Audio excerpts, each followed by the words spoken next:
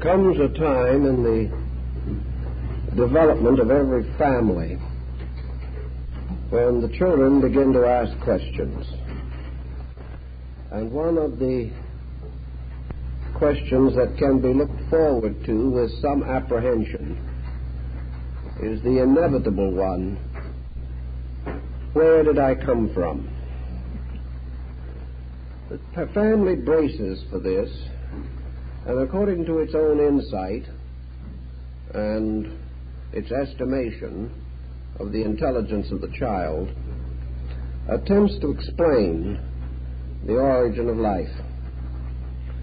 First of all, of course, the child is asked, where did I come from? This is always overlooked, for there is no ready and available answer. The parents, if they are modern and feel that they cannot expose their children to legendary, attempt a simple statement of biology. The best they can possibly hope to accomplish with or without the aid of the birds and the bees is a description of some kind relative to the origin of the physical body of that child. Because the youngster has no particular point in mind when he asks the question, usually merely interested in larger generalities, the child does not normally question further. He accepts an answer that is obviously inadequate because he has no way of estimating adequacy. The matter then rests for a time and may not be brought up again for 50 or 60 years. The information that has been provided is regarded as gospel, and later various courses in school and college support this position. But our remote ancestors, back in the days when they were trying to orient themselves in this universe in which we live, were a little more thoughtful and a little more idealistic in their approach to this large issue. In order to understand where we come from, we have to find out where the world came from. We have to understand the entire process of creation itself. For only against the background of a great universal law or pattern can the development of individual forms of life be properly considered. From the most ancient times, therefore, we may say that concepts concerning the origin of things, the origin of existence itself, divided into two general patterns. These patterns have descended to us in philosophy, religion, science, and we are still clinging to some aspect of this ancient thinking, although we have attempted to enlarge and deepen our understanding. There are only two ways in which you can answer the question of first cause. Nobody is ready for us to take these trees of life, put them in your pipe and smoke them. I wake up in the morning, watch porn all day long, getting high. Wasted money and time. Now what I used to do, I do no more. I live a new life. So now instead of Darcy Dose and Vanessa Very Cruz, I kiss your hand and I tell you that I love you. And do we dance, doing the two-step, the roll by the moonwalk like Michael Jackson. It told me that I'm a beautiful man who is generous and provides that real Latin passion. Men changed by desperation or inspiration. In life we all need affirmation and quality relationship, because all relationships are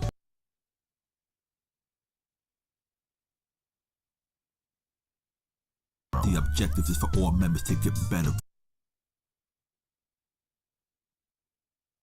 Again, discipline is defined as self-imposed standards for the sake of a higher goal. All leaders have to have self-discipline. The key to achieving your vision is discipline. Proverbs 29, where there is no vision, the people perish. Where there is no vision, people throw off restraint. That's what that word perish means. In other words, where there is no revelation of the future, people throw off self-discipline. In essence, vision is the source of discipline. Discipline is the root of leadership. A disciplined person naturally begins to attract people because Nobody is people ready for admire Oscar. the Take these streets of life, put them in your pipe and smoke them. I wake up in the morning, watch porn all day long, getting high. Wasted money and time. Now what I used to do, I do no more. I live a new life.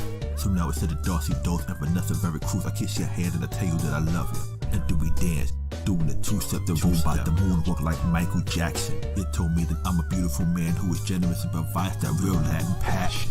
Men changed by desperation or inspiration. In life we all need affirmation and quality relationship, because all relationships are mind and life changing. All relationships are based on trust. All relationships need to grow. The objective is for all members to get better, whether the movement is fast or slow. It's time to analyze who you dance with, because who you dance with you are taking a chance with. I remember begging, taking and asking, can I just have this one chance? So I gave the dice a roll, thinking I was in control, but man rolled the dice and God controls the outcome. I remember not liking the things I do because I didn't do it like this one or that one. Dan Lee, Stevie Wonder, Stephen and Levi, Errol Garner. Even when I had no skills, my teacher used to tell me nobody does art like me. I couldn't see it until I met Marissa, Caitlin, Mr. Fogler, Stephanie. These people were constantly arguing with me. See, I was looking at the man that I was while they was looking at the man that I could be. And I don't know how you crazy ladies saw what you saw, but I want to thank you all. I could talk about Mrs. Gomez and Dr. Jackson, but I got more things to talk about when I'm rapping. We're dancing naked to the fire by the drums and telling stories to the rising of the sun. Yeah, I know what it's like to be an addict and be so scared you don't even want to have sex. I know what it's like to be hopeless and to live life in misery. And I know what it's like to have no money and nobody and have all your dreams crushed continually. How do you change your mind when it needs changing? How do you uninstall it and install a new program? Even when I delete a file, it is still there, and my hard drive hidden somewhere. The hardest thing to do in the world, literally, is no matter what, never give up on your dream. I used to dream about standing in front of you. Now look at me, I'm standing in front of you. I used to dream about telling you the truth. Now I'm standing in front of you, telling you the truth. It's time for you to be free. You can love yourself because you are worthy. I start by giving you the love you've been missing, and what it did in your life is getting risen. You hear the mermaid singing throughout the album. The tornado, you are not ready for Oscar. The black samurai, come on and call my name. You can either lead change or be led by change. I remember when I used to tell my mama that she's going to live long and watch me become successful, and she will eat all the fruits of that success. She told me by me she will always be impressed. I didn't have the wisdom to let go, so I said it's my heart I'm going to follow. Was I being wise? Was I being a fool? It doesn't matter now, because now I got you. Then my teddy bears named Black and Koala when I started dance and pick flowers. The scene was oh so pretty. The birds sing love songs to you, the dogs play with the kitties. I remember like sick Rick, I was upset and upset until I figured out ways to make myself look better. When you start looking better on the inside, you start looking way better on the outside. Cause now I got the money and I got the honey, but you know what I got which is more important to me? Something that I can't explain, the fruit that I eat. So in turn I also doodle. I have many things that make me beautiful and attractive, but so do you, so let's continue. You took my hand and I led you to the mothership. We sang a song and it went something like this. I am God, you are God. I am the devil, you are the devil. Yes, there's music, but it's fire to the drums and tell stories to the rising of the sun. Discipline that they put themselves through. If you do the same thing as a person, people will then begin to believe what you say. Your very life of discipline creates trust. If you remain consistent and disciplined in your life, you'll find people will come just to watch you, and they'll want to actually pay to watch you. Your destiny.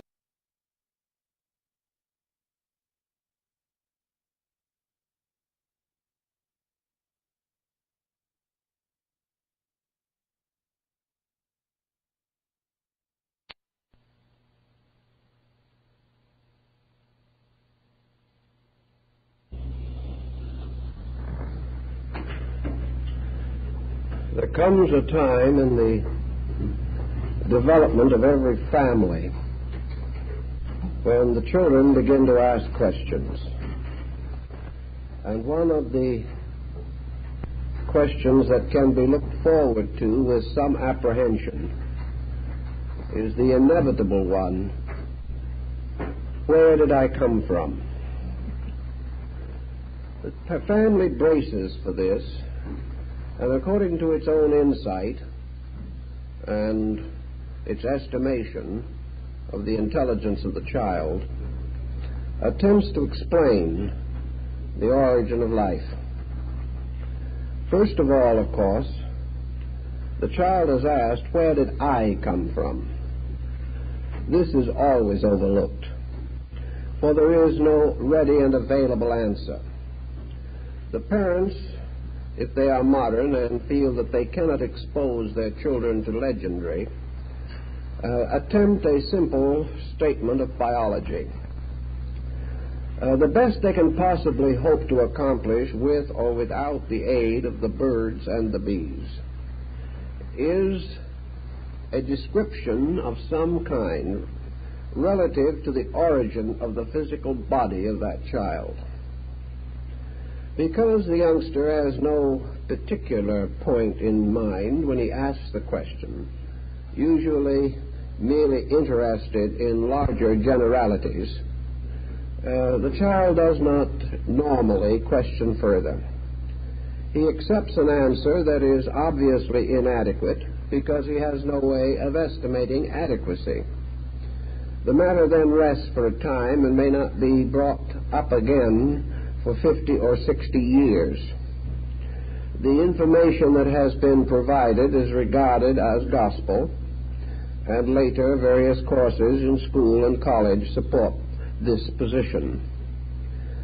But our remote ancestors, back in the days when they were trying to orient themselves in this universe in which we live, were a little more thoughtful and a little more idealistic in their approach to this large issue.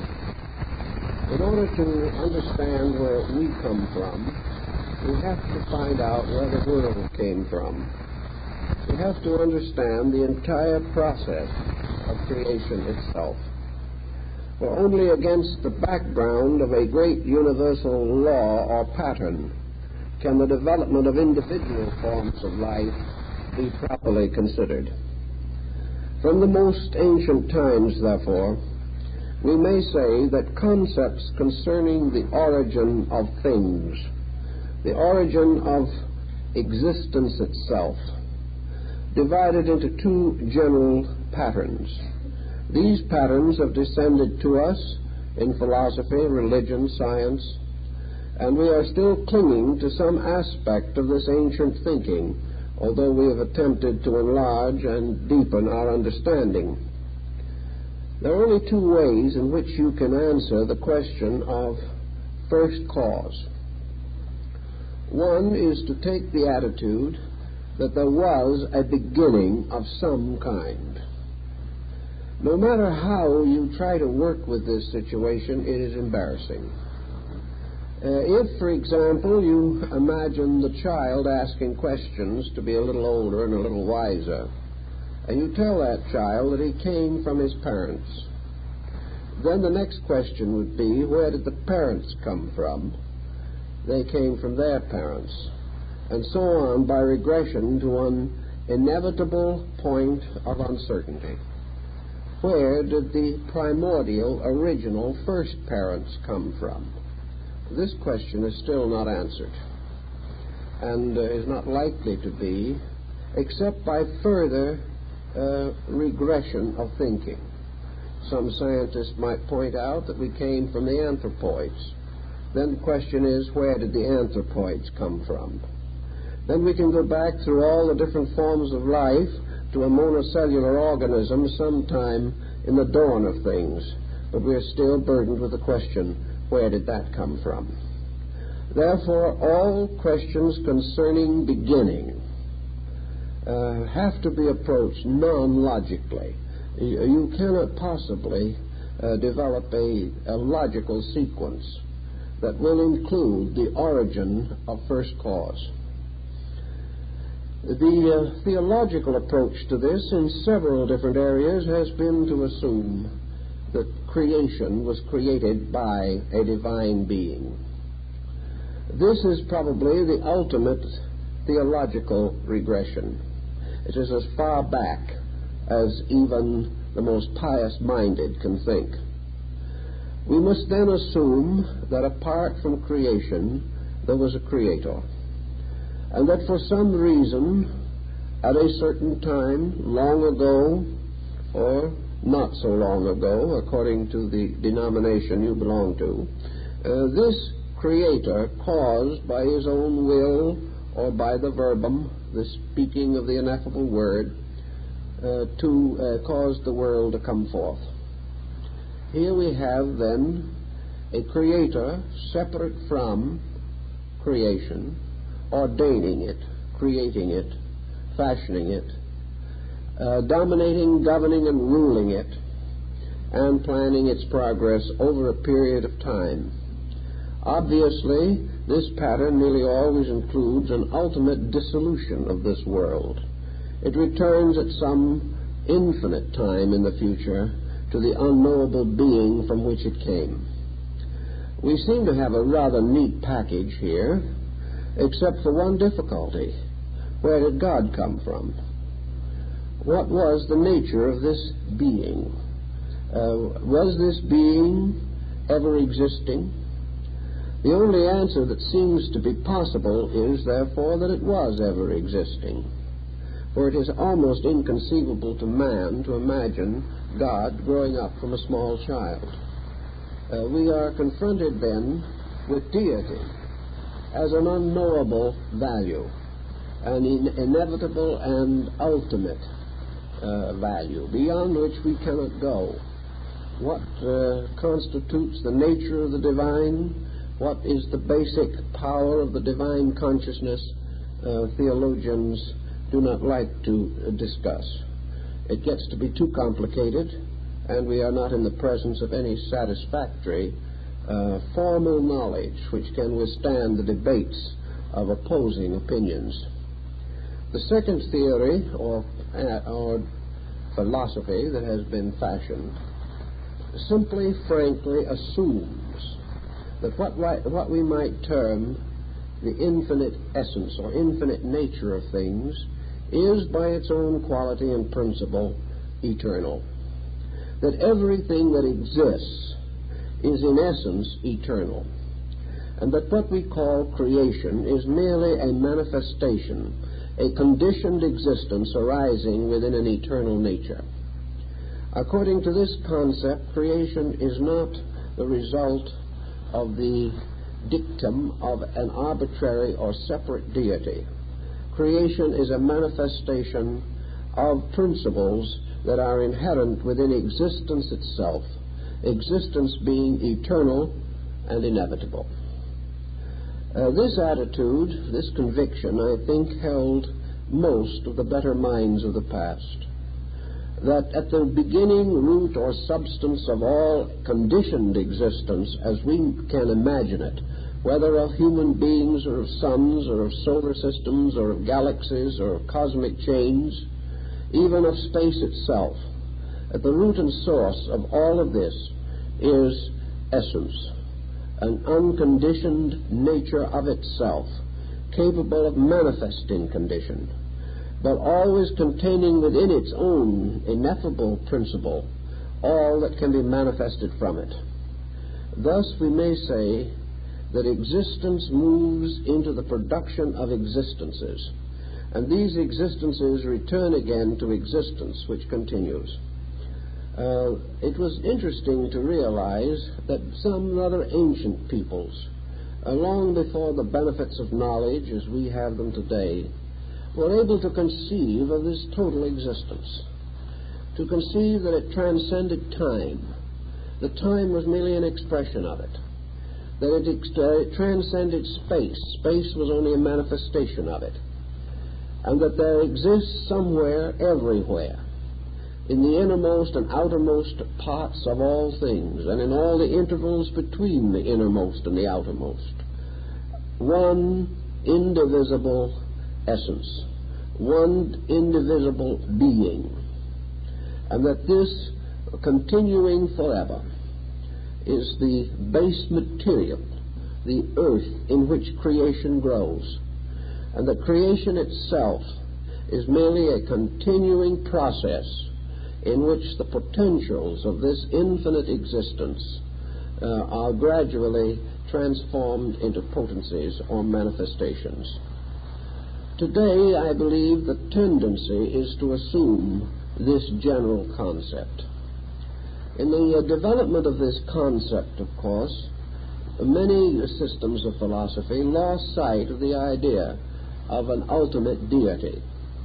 They lost sight of the concept of one conscious being at the source of life. Rather, they thought of an eternal being, all conscious, always. And that consciousness as we know it is as much a conditioned state of universal consciousness as bodies as we know them are conditioned states of universal substance. This general attitude seemed to provide the best foundation for the creation of a philosophic system. For systems have to be born just as beings are born, out of a primary conviction. And the primary conviction becomes the essence of that doctrine or that philosophy, which merely expands and extends it. We may term the primary conviction a premise or an hypothesis, but upon it must be built all that follows after it in terms of the detailed explanation of the processes of creation.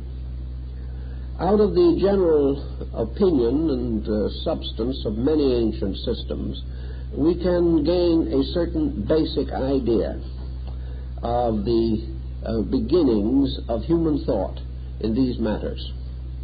In both East and West, in the most ancient cultural concepts, we find, therefore, that, so to say, in the beginning, or from the beginning, or however we want to call it, throughout eternity, from that which has no beginning or end as we know it, but beginning now in the sense of fundamental, basic, that which is the source of all else, that in this kind of a beginning there was an infinite essence, infinitely diversified, spreading through all time and space as a great principle of life.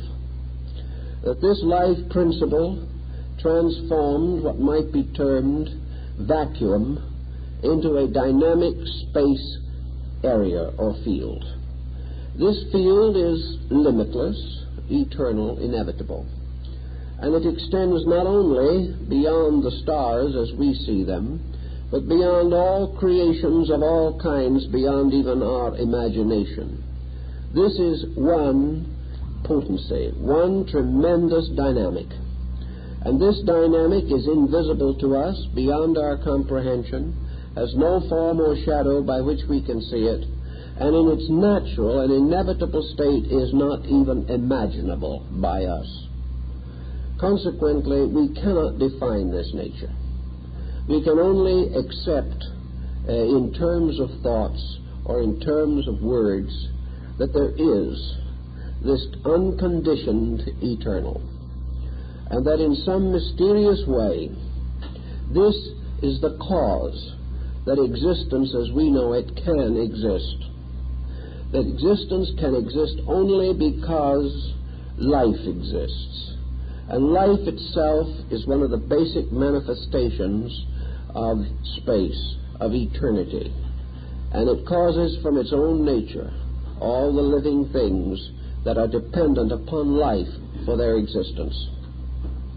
So we can either consider the ancient writings of the Zohar, the Kabbalah of the early Jews, or the ancient Vedic writings and particularly the Puranas of the Hindus, or the I Ching, the classic of change, the ancient book of China, or any one of many other early records.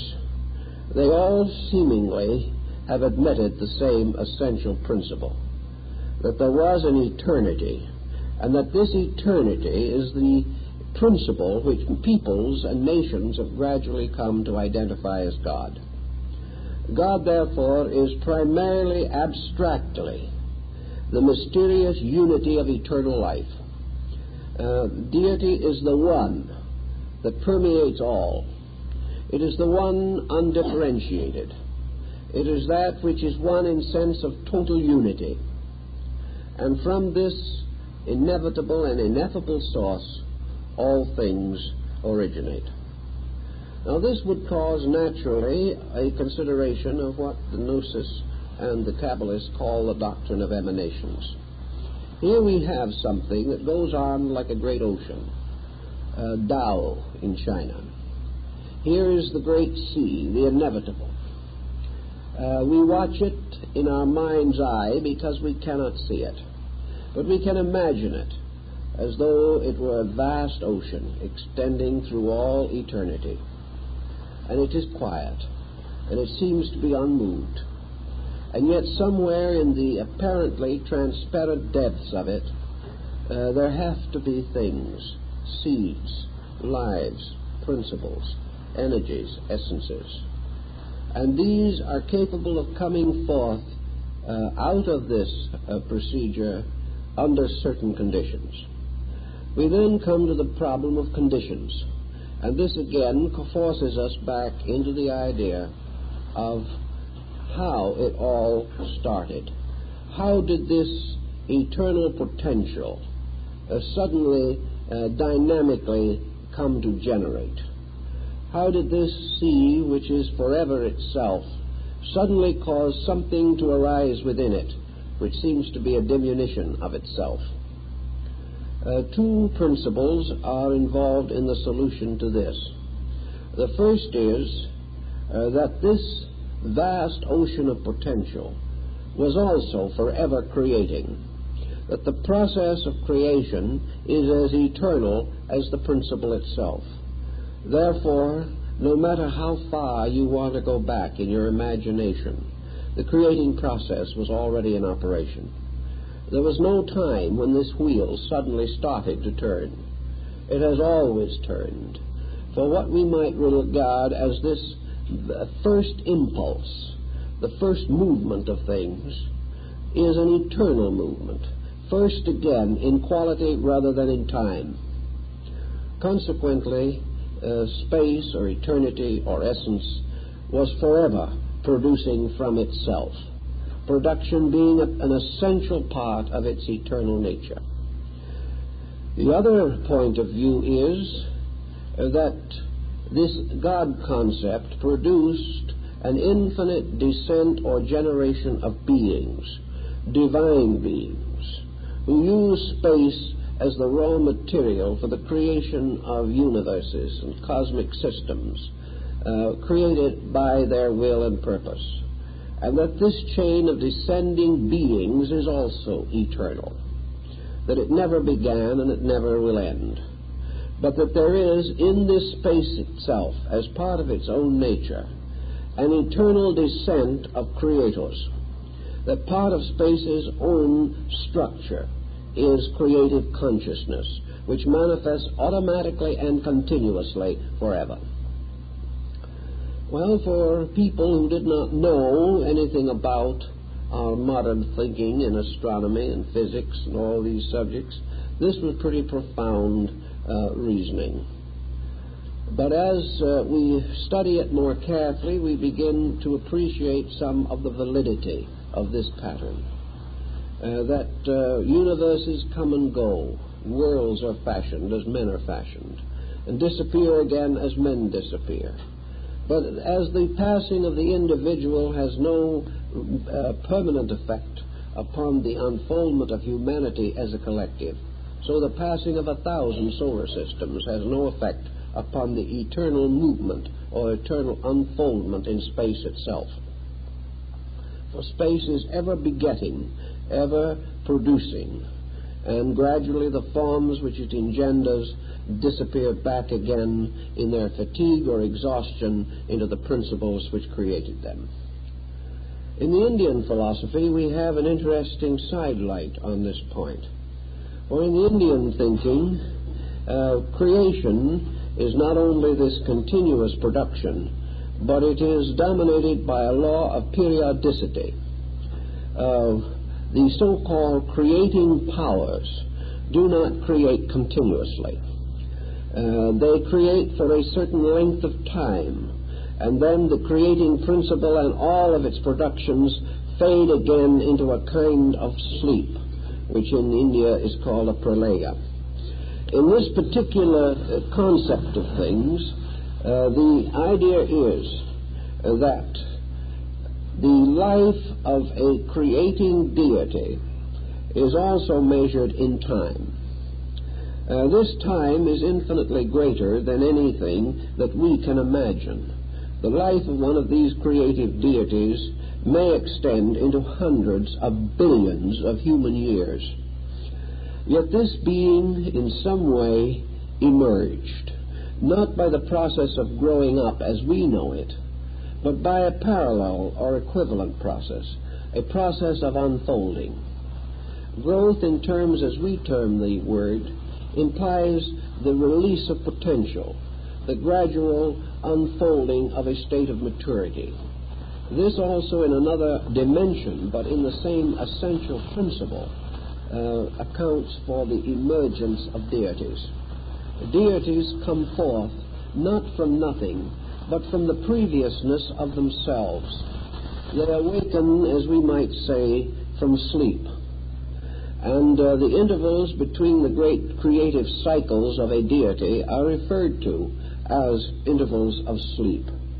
And the manifestation of this deity is referred to as a day of manifestation. And the retiring of this deity into non-manifestation is called a night, or a period of sleep. These together are referred to as the days and nights of Brahma. Now, in this particular pattern, of course, we are referring only to a deity. And it makes no difference whether this deity is the ruler of a solar system or the creator of a vast galaxy. All the time, deities, as expressions of the infinite, are coming into manifestation, awaking from the sleep of ages, or as one of the ancient books says, rousing themselves from the 7 nights of rest. So that there are 7 cycles of rest and 7 days of manifestation, symbolically, to make up the life of the creating power. In emerging, therefore, this deity takes the place, perhaps, of some other that is fading into sleep. And as there are millions and hundreds of millions of these systems in space, in all different degrees of growth, maturity, and decline, space itself continues to be forever inhabited by creations, just as the earth is continually inhabited by creatures, although none of these creatures has a continuous existence as far as we can see or tell. This is a pretty large concept, but is almost certainly the best that we know at the present time. So to summarize the point as far as we have gone, we can simply say that space itself is like an infinite universe of existences, and that the stars and the great constellations and the great orders of life are like hosts of beings inhabiting space, subject to all the laws which in a small way man is subject to, but still, like man, having this mysterious power of perpetuating the great purpose of life, although as an individual he cannot perpetuate himself physically indefinitely any more than a solar system can. All stars and planets and solar systems and galaxies must in time fade away, but as they fade, others will take their places, and the continual process will be unbroken. In this same thinking also, those that fade away do not surely or truly die. Man may fade away as far as his manifestations are concerned. His body disappears. And in the case of the universe, the great luminary, the great sun in the center of a solar system may gradually burn out. But this does not mean that the sun dies. It merely means that it retires from an objective to a subjective state again, in this great ebb and flow of the tides of life. For in the processes of creation, there must always be this duality of motion, the 2 motions recognized by Lao Tzu. There must be the outflowing motion and the returning motion, as in the case of the movements of tides. Now this involves then a concept of where these various deities came from in their own eternal existence. Here we then have another chain of patterns which belong to part of the concept of eternality itself. Life is an infinite progression of patterns. Life is an infinite unfoldment of infinite potential. No one can say or even imagine what the total potential of existence is. But it is assumed in philosophy of the idealistic nature that this potential, like the theological assumption of God, is infinite. Therefore, all forms of growth that ever have been are part of it. All forms of growth that now are part of it. All forms of growth that can ever possibly come into manifestation are part of it. Thus, what we would term the unfoldment of things is an infinite progression of growths, very much like a cycle of many embodiments of man, for here the ancients also made use of the concept of rebirth. That rebirth itself is an infinite process of a kind, and that this process is a continual unfoldment of life.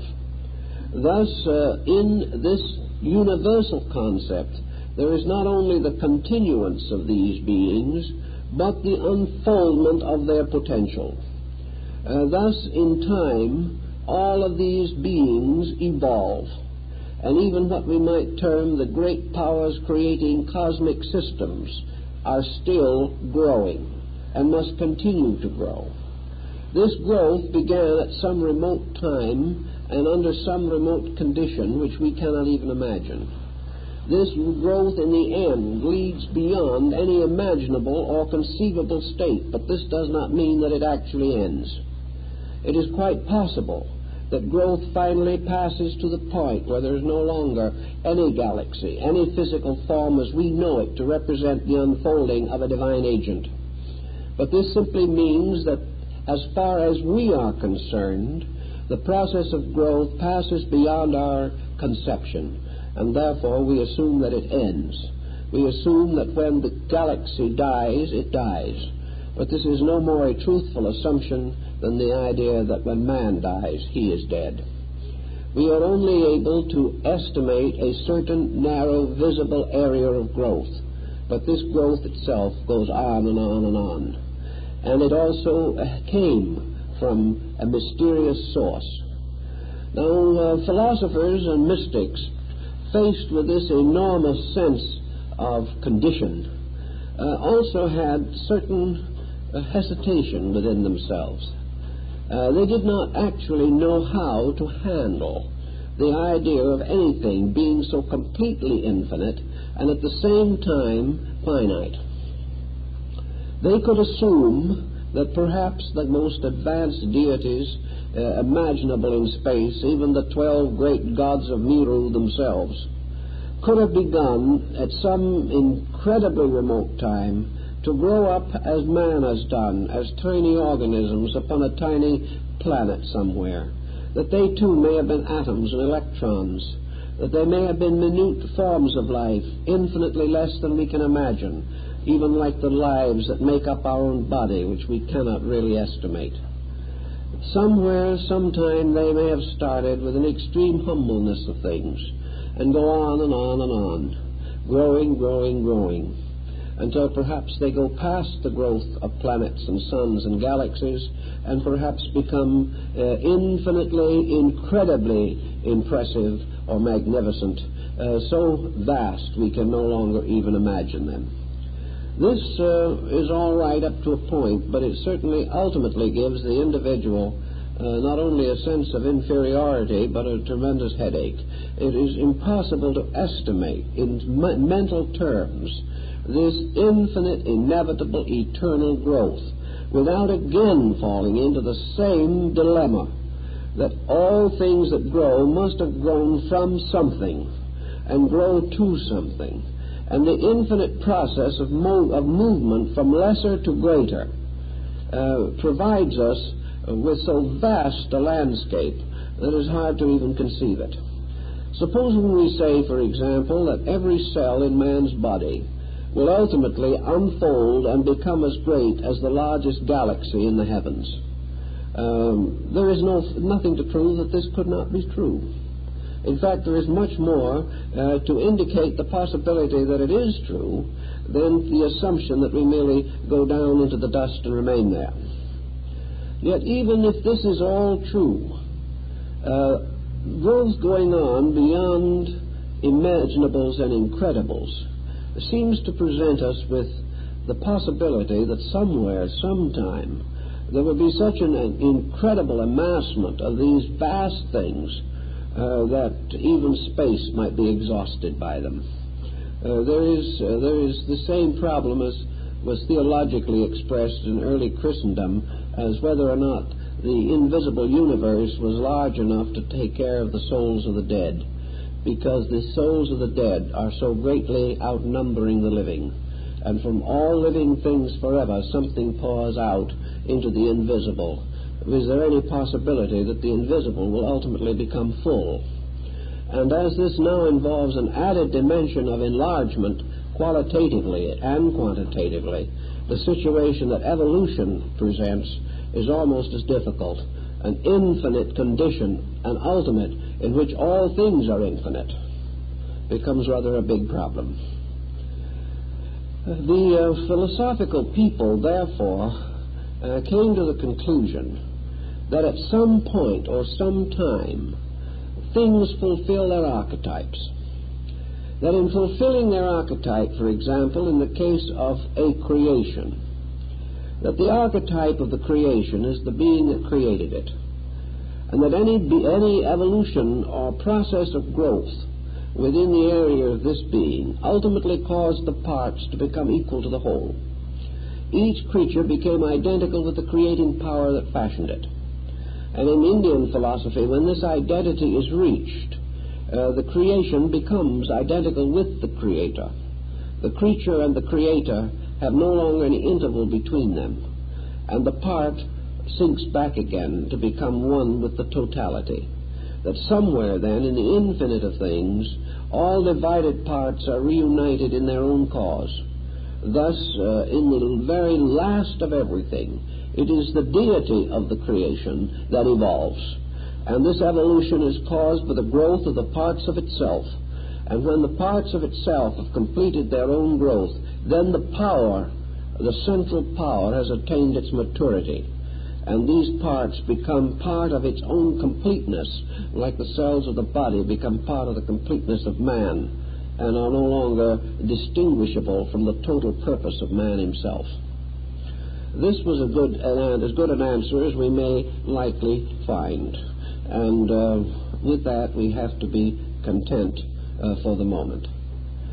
The East Indians, studying the situation, therefore, reduce the matter from an infinite number of creations to which it is the same truth is applicable, to the selection of one, perhaps in this particular case a comparatively small and unimportant creation which we call a solar system. A solar system is a pattern, it is a design, it is a form, an archetype, a resident forever in the divine nature. In other words, space in all of its parts is archetypal. All things grow according to patterns. All life carries pattern intrinsic within itself. Thus, a life unfolding or evolving does not become a helter-skelter mass of animations.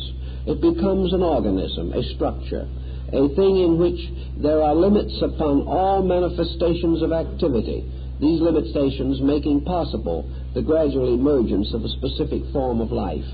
We can't imagine what would happen if the life of carrots suddenly became beets, or if the life of man suddenly changed into an animal.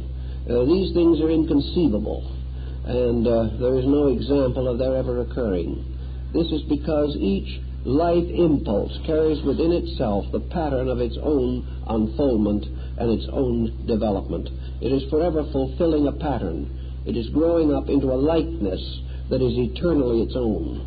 As in the case of the flowers of the field, there may be millions of a certain type of flower, but they will all grow up into the likeness of the pattern which is their proper natures.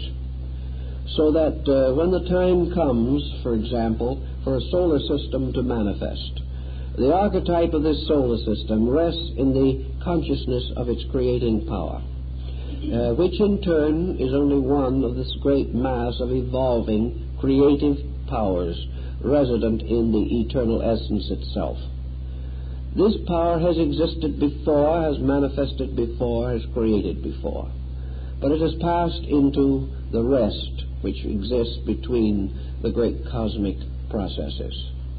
So for a while the area of a solar system, or where a solar system is to arise, remains placid, quiet. There is no evidence whatsoever of activity or animation within this area set aside. Then, as the ancient said, a motion or an activity begins. This activity is very much like the impregnation of a seed or the beginning of the growth of the baby chick in the egg. There comes a time when, to use an old term, the space involved in this process curdles, that activity arises within its own essence. This activity being the re-emergence of a creating power. This re-emergence is extremely gradual and takes place over a vast period of time, millions and millions of years. But gradually and according to the laws within itself, there emerges from this space, from this area set aside, the beginning of an organized existence. And in Indian philosophy, the concept is that in the beginning, at the very start of things, what was termed the egg was fashioned. Now this egg is also found in the writings of the Gnosis of Alexandria. It is the Orphic egg of Greece. It is the mysterious Druidic egg. And of course, it is the world egg of the Hindus. Now the egg is used to symbolize this simply because man has no way of devising a better analogy. It is only a symbol. When we think of the cosmic egg, we are not thinking of the same kind you buy in a store. You are thinking, however, of a process arising in nature.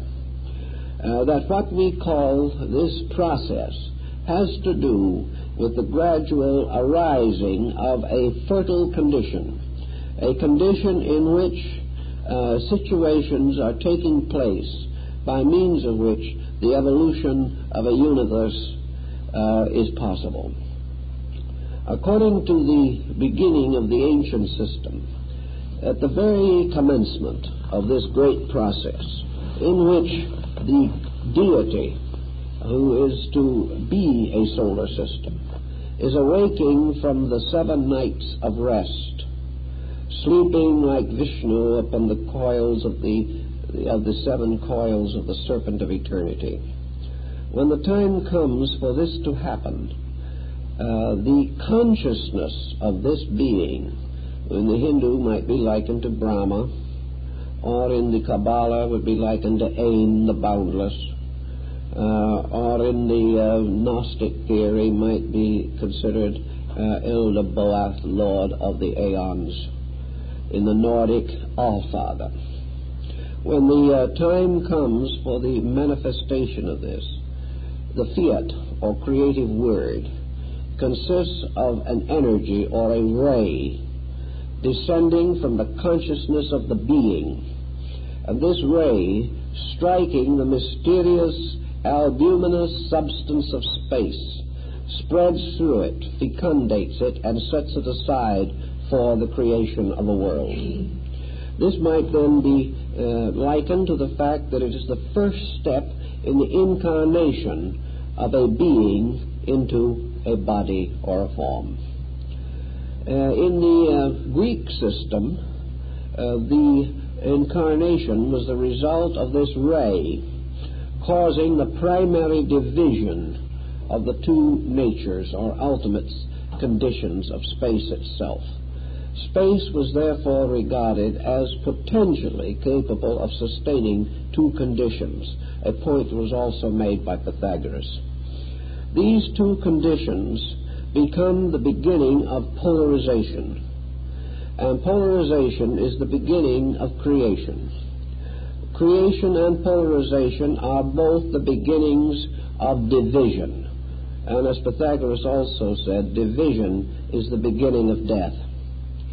Consequently, embodiment, the creation moving from its eternal suspension into objectification, by its first movement, determines its own end.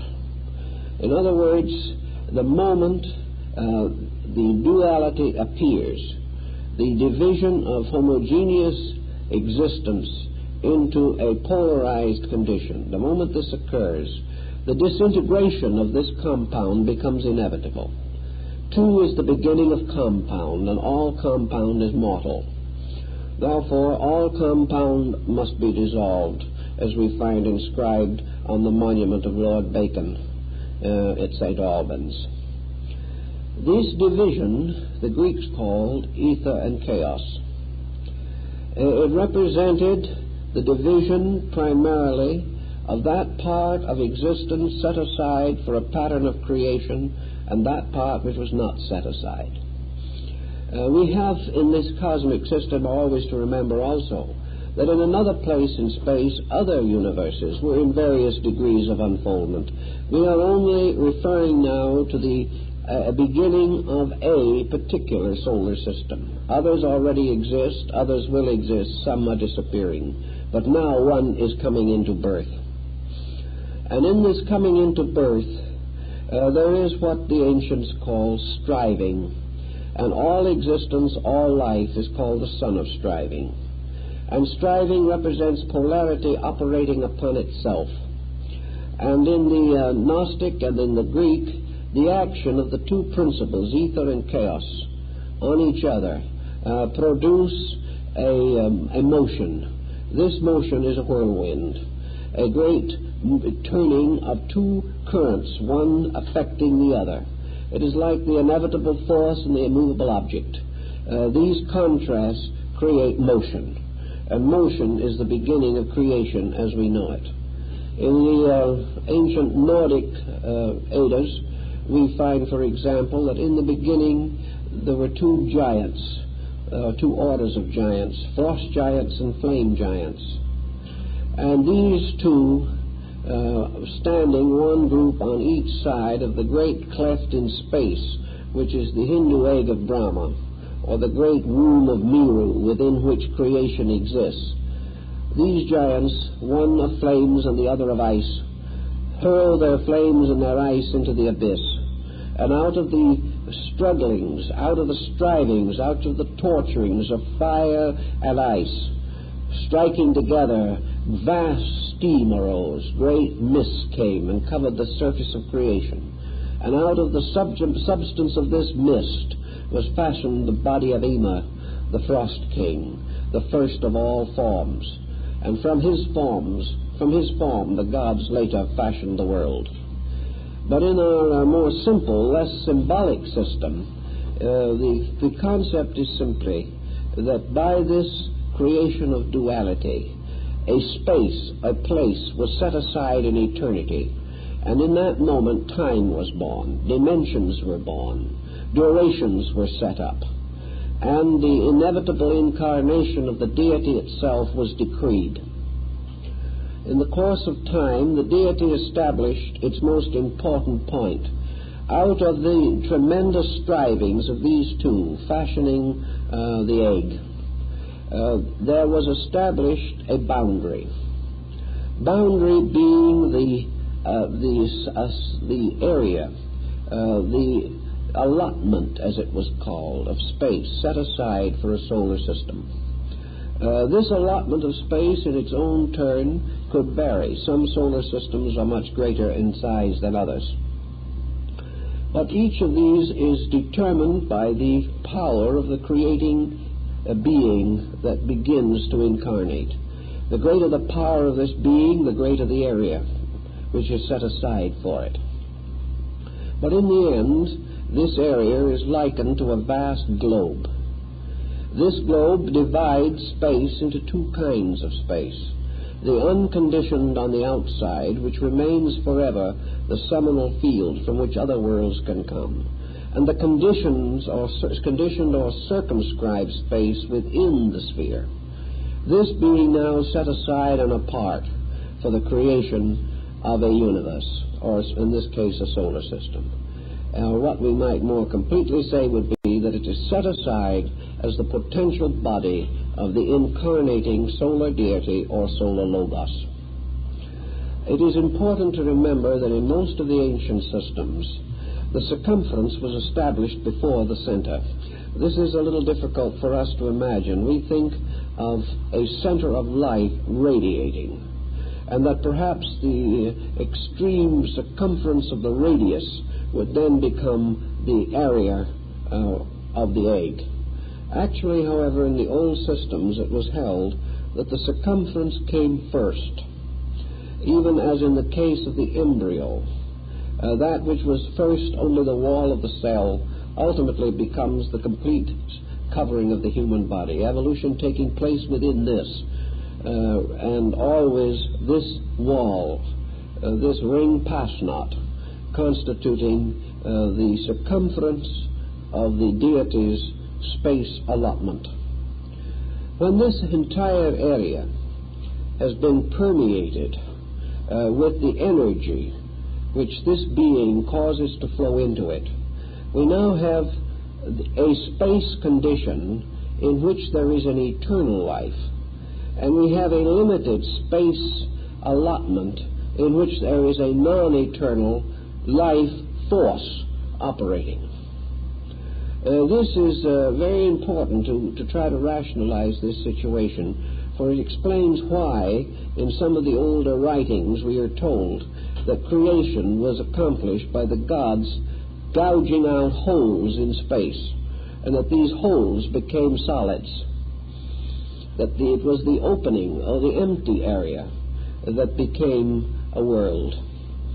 What we are, I think, trying to distinguish here is that the impregnation of abstract space with the life of a deity places a restriction upon abstract space. It is no longer in its pure form. Abstract space has disappeared, so to say, into the composition of concrete space. And concrete space is mortal, durable, non-eternal. And concrete space upon which forms are to be created is less than the abstract space that preceded it. Therefore, in comparison to the original, it is more of a vacuum than a reality. Once this area, like an alchemical bottle in a laboratory experiment of some old chemist, once this material area has been set aside as a globe, a mysterious bubble floating in eternity, then we find the thought that Plato gives us pretty clearly defined, where he says the Logos impresses itself upon creation in the form of the cross.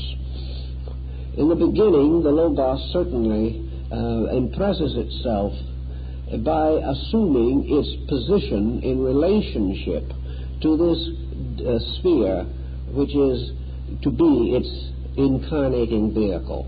From the materials within this sphere, the body of the created solar system must be fashioned.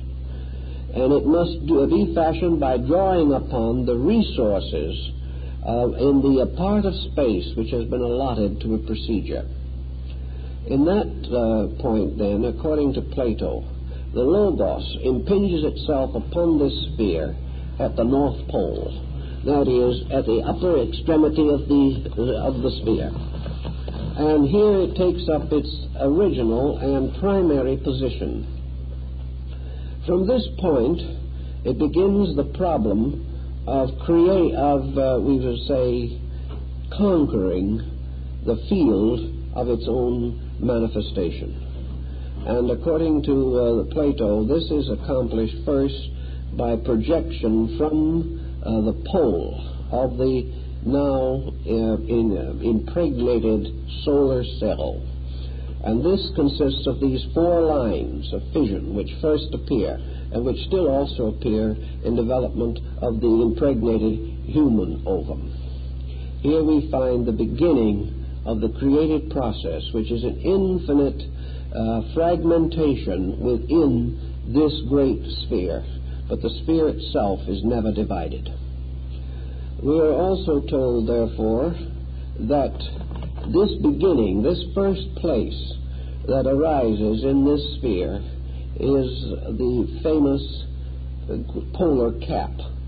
It is the mysterious lotus cup crown of the great solar parent when it incarnates. It is also, in terms of solar systems, it is the imperishable island.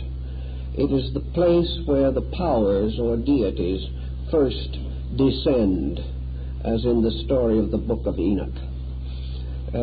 This polar continent is again mysteriously reflected downward through the various processes of creation until each planet has its polar continent.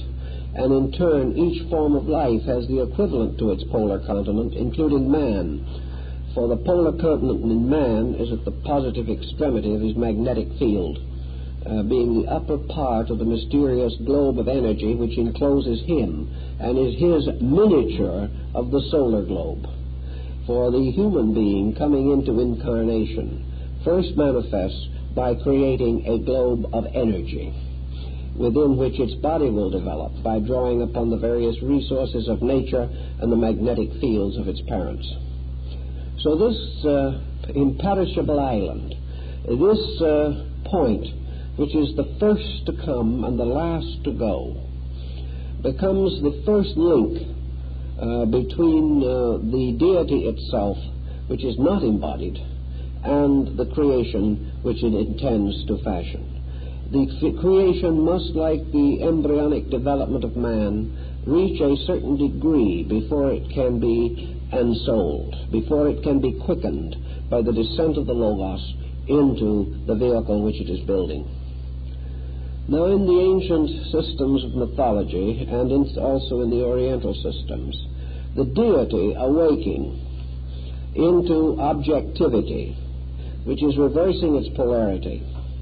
For actually in Yoga and Vedanta we realize that the so-called awaking of the deity is actually its passing into the sleep of matter. So that what we call awakening is only in terms of our own consciousness. But in order to attain creation consciousness, the being has to sacrifice the eternal consciousness of the space samadhi itself. That is, the infinite, unembodied consciousness. The samadhi, the cosmic state of consciousness, has to be lost in the process of creation. It is submerged. And the deity is beginning to submerge this consciousness in the area which it is set aside for creation. As the deity awakens objectively by going to sleep subjectively, the hierarchs which it has brought with it come into manifestation also.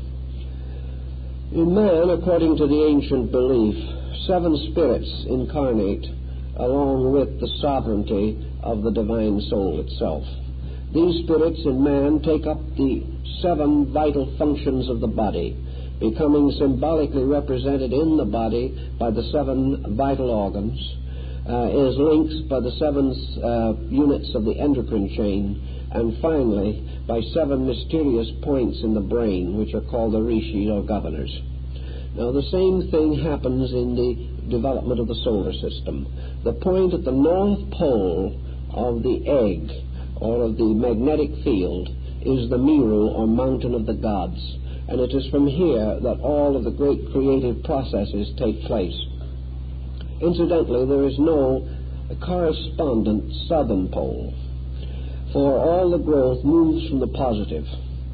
And in the Hindu mythology, the Suras, or the great powers of light, work from the north pole, but the Asuras, which are the negative principles of receptive darkness, work from the south pole.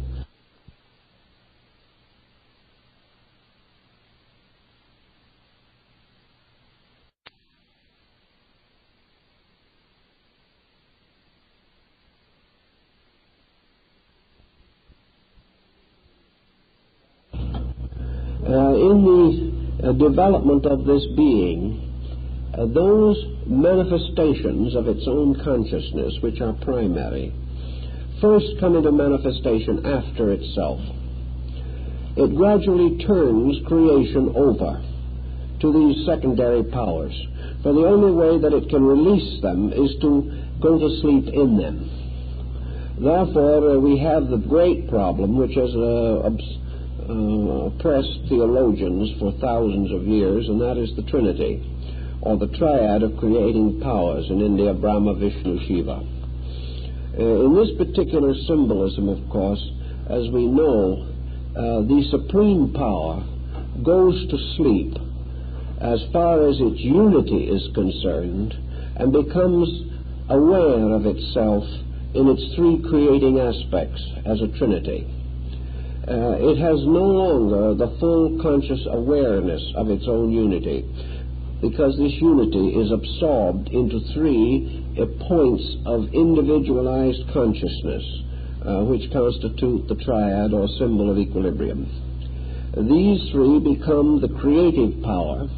That is the power that is actually to become the beginning and ruler of all the processes of creativity. The second is to become the protective, the preservative, and the enlightening power. And the third is to become the reproductive and ultimately destructive power of crystallization or transformation, by means of which the entire pattern is prevented from ever being captured in an eternal likeness. In other words, the third power of your Creator is the power that prevents the ultimate turning of the solar system into stone and locking within it every form of life that is there. Therefore, as the processes of nature decline, then your disintegrating power breaks up the compounds. The creating power, of course, is Brahma, and in India, the preserving, protecting, and perpetuating power is Vishnu, and the power which breaks up crystallization by transformation is Shiva, the eternal mendicant, always dressed in wild garments of an ascetic, body covered with clay, sitting alone in meditation on the snowy peaks of Himavat. The principle, however, is that three agencies now take over.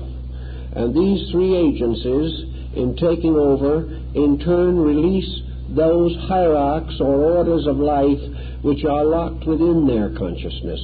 And each one, as it unlocks the powers within it, releasing orders of existence, goes to sleep in these orders of existence. Thus Vishnu, the preserver, in releasing the 10 avatars, goes to sleep in the 10 embodiments of itself.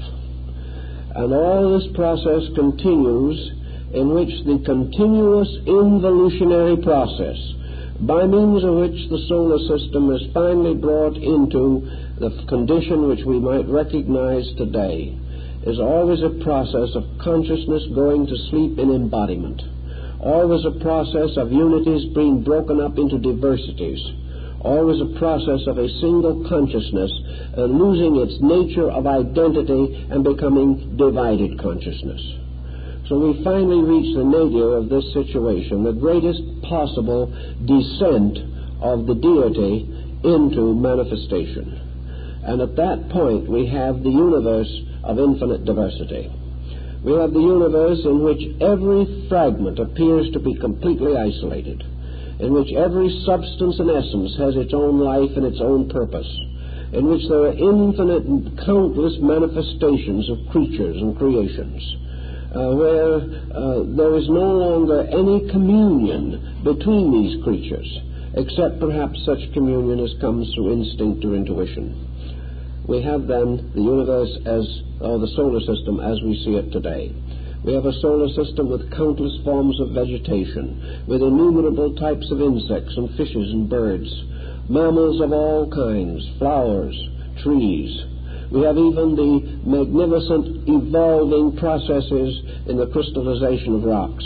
And we have, perhaps above them all, the mysterious power of man himself, who has also a manifestation of this infinite division of consciousness. Now, the ancients gave to the Trinity, or the basic creating triad of beings, the power to fashion out of the chaotic elements within the alchemical vessel the great formula of life itself. And this process goes on, and the medieval alchemists transformed the entire creation of the universe, the solar system, man, and the human soul into chemical equations. And the study of all these equations is a very fascinating thing, because it finally breaks down again to a highly evolved system of abstract philosophical chemistry. But for all practical purposes, we can't follow every step of the way. We know that as surely as the various powers emerge in their own development, that we will find also the emergence of the planetary system. We find that from the sovereignty of the sun's consciousness will come forth the consciousness of planets. That these planets are miniatures of the solar system, each beginning with a magnetic field within the greater field, each with its own Mount Meru at its northern pole, each therefore producing from itself a recapitulation of the 7 continents, the 7 great oceans, the 7 orders of life, beginning with the mineral, and finally the 7 basic races of men. All of these septenaries arise from the same septenary principle that brought forth the creation of the worlds in the first place. We have your musical harmony, your chemical affinities, and all these things paralleling this ancient system in every possible respect. We may later, as time goes on, be able to refine or improve some of the minor phases of it, but the great principle involved is not likely to be changed, because man has never conceived anything since that was as stupendous and yet as logical in terms of common human experience as that which was developed by these sages of ancient India, Egypt, China, and Greece. These were the great thinkers of the primordial world of man's experience. So gradually this mysterious globe in space begins to fill. It fills in many ways. The Gnostics pointed out that gradually, as the result of this development, a new center was established. This new center, as it came into existence, was necessary in order that the physical world might be generated. This center, like the original one, is not in dead center of the egg, but above the center, but not at the outer, at top, as in the case of the primordial center. In man, 3 centers are recognized as coming into existence: the heart, or spiritual core, and the brain and the reproductive system. These 3 become man's manifestation of the 3 deities. And in the creation of the solar system, these also come into manifestation. The next thing that we find is that near the center of this great circle, or sphere that we have set up, there descends from above, from the imperishable center, a new or extension of life, which moves into a central point. And in this central point, it draws from the entire area of the sphere all of the impregnated energy that is in a solar system is drawn from the circumference by a mysterious spiritual attraction until it gathers into a point near the center of the solar sphere, or this mysterious crystalline bubble in which we find the process taking place. Excuse my inadequacy in language, but some of these are rather taxing to find words for. In any event, the center having been established by privating, as Jacob Bamies calls it, privating the entire interior of the egg, everything moves to the center to cause something that resembles the yolk of the egg. In the Greek, we have the same principle in the symbolism of the shield of Helios, the sun deity. The area of the circular shield is the egg. The central boss or knob represents the condensation of the spiritual power to a center. And as the energy is all drawn to this center, what is left is called the privation. This is the part that is deprivated of life. This becomes what Bami calls the great hunger. It is that which cries for life. It is told in the Gnostic series that the Great Mother cried out that she might give birth. And this Great Mother represents the field of the egg after it has been deprived by the central energy, which moves to the center and there forms by a tremendous psychic compression the magnetic body of the sun. The sun, therefore, is the energy of the entire area set aside for a solar system. The sun becomes sovereign of that part which lies within the wall of the egg. Beyond the wall of the egg, the sun has no further sovereignty.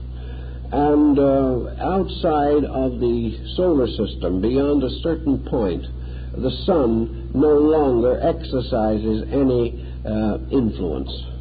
It may be seen, it may be sends its own little ray across space, but it has no proprietorship over the evolutionary process.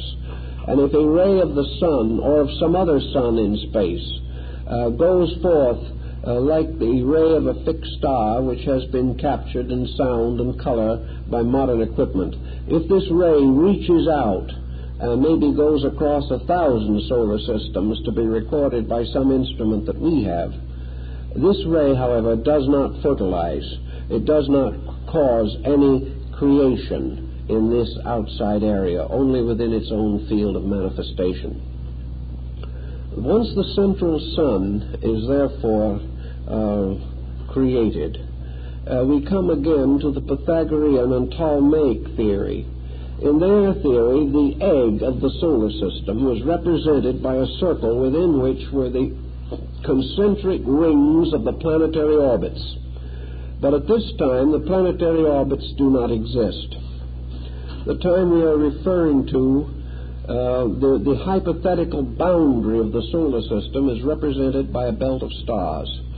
Inside of this, the material is gradually drawn to the center by privation. And to indicate that, the ancients established the orbits of the planets to signify the 7 degrees of privation. The orbit of Saturn was fashioned first, being that which is the furthest from the sun, and therefore Saturn is the eldest of the gods, and he is also the god that must destroy or devour all his own creation.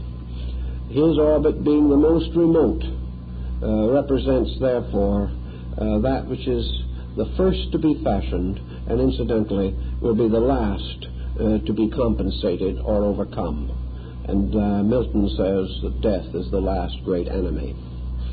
So that in the development of this theory, the orbits are formed by the retiring of the energy, degree by degree, towards center, producing first the orbit of Saturn, then of Jupiter, then of Mars, then the ancient concept of the orbit of the Sun, which was, however, a cover for another planet which they did not know.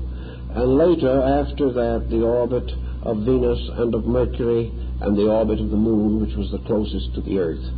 They had their own little private system of astronomy, but the concept is that the Earth to them was the physical body corresponding to the human heart, which was set up in the midst of the planets, and around which, in this case, the Sun, as a superior energy, also rotated. But in any event, the Egyptians tell us that the gathering of the 7 degrees of substance was from the circumference to the center, leaving the orbits like the concentric rings of an onion, which the Egyptians held to be a sacred vegetable because it revealed this mystery. When the energy had all reached the sun, then, at that moment, the physical structure of the solar system was born. At that time, all energy had been contracted, and in this energy field, the solar logos came into embodiment.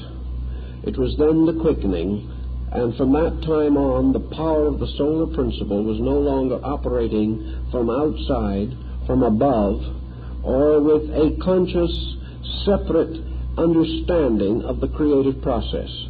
It then incarnated, according to the ancients, in the sun itself, and began the great evolutionary part of its existence. Having gathered all its resources to achieve birth, it now achieved maturity of embodiment by gradually releasing these resources into the vacuum that had been left by the retirement of energy in the first place. It therefore began to fill the privation around it with energy which had passed through and been conditioned by its own consciousness. And from this came the orbits and bodies of the planets as we know them, to become the embodiments of the seven logoi, or the seven bowels, or the seven Elohim of the first chapter of Genesis, who moved upon the face of the deep. Having gradually built all of this structure into a consistent pattern, we find the solar logos gradually achieving maturity, producing what we might term today a structure in which the consciousness of the solar deity became permeating throughout the entire area. From that time on, the solar deity gradually took hold of its own body, as we do in growing up, until finally the body became a complete agent for his purpose, for the unfoldment of the various forms of life. Each form of life unfolded from a collective superior to itself. Thus, for instance, from a planetary deity unfolded all the life of the planet. From a particular group type or racial type or species type unfold all of the separate manifestations of the different kingdoms of nature. They are all emanations by a completely rational process. They are all perfectly ordered and ordained. Now, the development of the solar system finally results in the emergence of a group of planets, all with their own evolving orders of life, all of them nourished by the one solar principle, all of them dependent upon solar consciousness for their consciousness, solar mind for their mind, solar emotion for their emotion, and solar energy for the preservation of their bodies. All of these energies are principles, only the body is a receptacle and not a principle. So all these various energies finally become embodied, and in so doing gain ways of manifestation. When they are not embodied, they are not in manifestation. So man gains the power to perfect himself in arts and crafts and skills through the process of embodiment. And through this process he learns the particular lesson of the great solar field of which he is a part. For the solar power itself has impressed a purpose upon the entire procedure, and all creatures within that solar system are gradually moving to the fulfillment of that purpose. Now there's one other step in this which is intriguing and a little more difficult perhaps, but still worth making a try at in connection with this procedure. A man at various times in his own life experiences qualities or changes within his own nature. He finds, for example, that under certain conditions he is inclined to attempt to improve his nature. He attempts to discipline himself. He attempts to gradually integrate his own purposes. Now we have to realize that as man is born, grows up, passes through childhood, adolescence, and early maturity, and comes finally to the maximum use of his facilities, he still has something else he has to do. And that is, he has to direct and dedicate his efforts to purposes that are proper and appropriate to him. Now, in the solar procedure, something of this nature occurs. It is hard to attempt to define it in such magnitudes as you would find in a solar system, but we still have the same principle involved, namely that the solar logos, or the creating power, using the entire solar system as its physical, emotional, vital, and mental organism, becomes like the compound individual, a series of bodies, a series of factors and forces. We have solar mind, and solar mind, while it is a great mind and an exalted mind, is not perfect mind. The same with all the other elements. A solar system in the great pattern of things is comparatively imperfect, and it is also even more imperfect when its ruling power has become obscured by the principles of matter. In other words, as it has descended into matter in a kind of symbolic fall, it has lost a certain amount of its own clarity, a certain amount of its own internal comprehension. It must regain this inner comprehension by means of a resurrection. And this resurrection, which is the raising of the dead, is nothing more or less than the release of consciousness from the sepulchre of matter, or of ignorance, of form, of the vibratory pattern which has closed in and limited or reduced the effectiveness of life itself. Now, resurrection being the restoration of consciousness simply means the restoring of the total consciousness of the solar being, and the equivalent in the solar being to what we would term illumination. In other words, this being restored to its own nature, restored to its own full consciousness, attains illumination, a symbolism which we find beautifully developed in the northern system of Buddhism. Here we recognize that the great powers, the Dhyana Buddhas particularly, also pass into samadhi, or pass into a state of meditation. And in this state of meditation, they also achieve an illumination. That there has to be also the awakening of the solar deity itself. This awakening is due in part to the production in nature of forms capable of releasing the higher forms of solar consciousness. Man at the present time is regarded as the creature possessing the most immediate resources for the liberation and restoration of the solar consciousness. This becomes, therefore, part of the secret rituals of the ancient mystery rites, namely that the dying God dies in man, and that the resurrection takes place by the release of solar consciousness through man. That as fast as this consciousness is released, it is available again to the total experience, and that through this mysterious procedure, the solar being awakens, passing from its own kind of ignorance to its own kind of total enlightenment for itself. In order to achieve this, the solar being subjects its various bodies to discipline. And this is a very interesting point.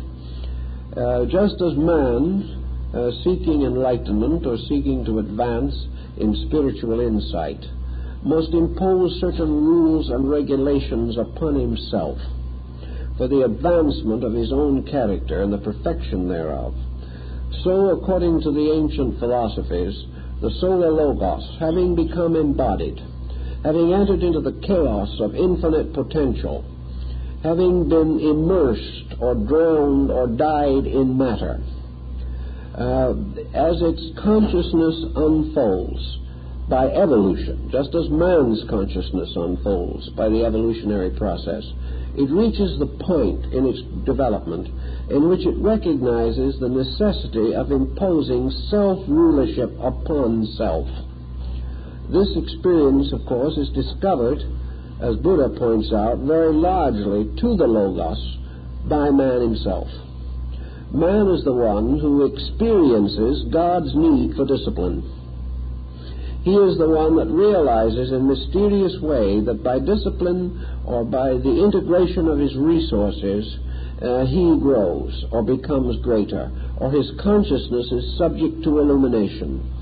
This illumination of consciousness is a release, actually, not of man's consciousness, which is only a fragment of the solar consciousness, but the release of the solar consciousness itself. Thus, every being that arrives at illumination releases a part of the solar consciousness. And the bodhisattvas, who will not accept the nirvana until the least of all creatures is illumined, represents the consciousness or realization that the perfection of the great being or deity who projected the world is achieved only when every creature in it attains liberation. When that is attained, then the being itself is liberated. Then the mysterious Prometheus, who was crucified for bringing light to man, is released from the rocky crag of Mount Caucasus. Then and then only is the resurrection of the Logos achieved. Then only is the restoration of the golden age made possible. To attain this, therefore, what happens? The individual going out in life seeks teaching, seeks help, and finds that something has been seeking him at the same time. This thing that has been seeking him is the great order of world saviors. This order of world saviors represents the release from within the solar deity of the powers of enlightenment which were also locked within it. For as Buddhism points out, when the great being went to sleep in the previous embodiment, it took into sleep with it the dedicated sages. It took into sleep with it the arhats, the ones who must guard the world during the intervals between Buddhas. It took into sleep with it the bodhisattvas and the liberated ones, the dedicated ones, and also the great Buddhas of compassion. These were the spiritual force, the moral character, the insight of the solar Logos. And when it began to emerge and unfold again here, when a certain degree of evolution was attained in the structure of the solar system, these various orders of sages began to embody also. These teachers that had also slept in rest in the divine mind until a certain point of evolution was accomplished, were released by the fact that it was then proper for man to be able to comprehend them. As unfolding mind in the solar system became capable of understanding, that which was necessary for that mind to understand was released from the divine mind. And this process kept on and keeps on continuously. For within the hierarchy of the solar Logos must rest all of the forces and powers actually required to achieve the ultimate liberation of the Logos.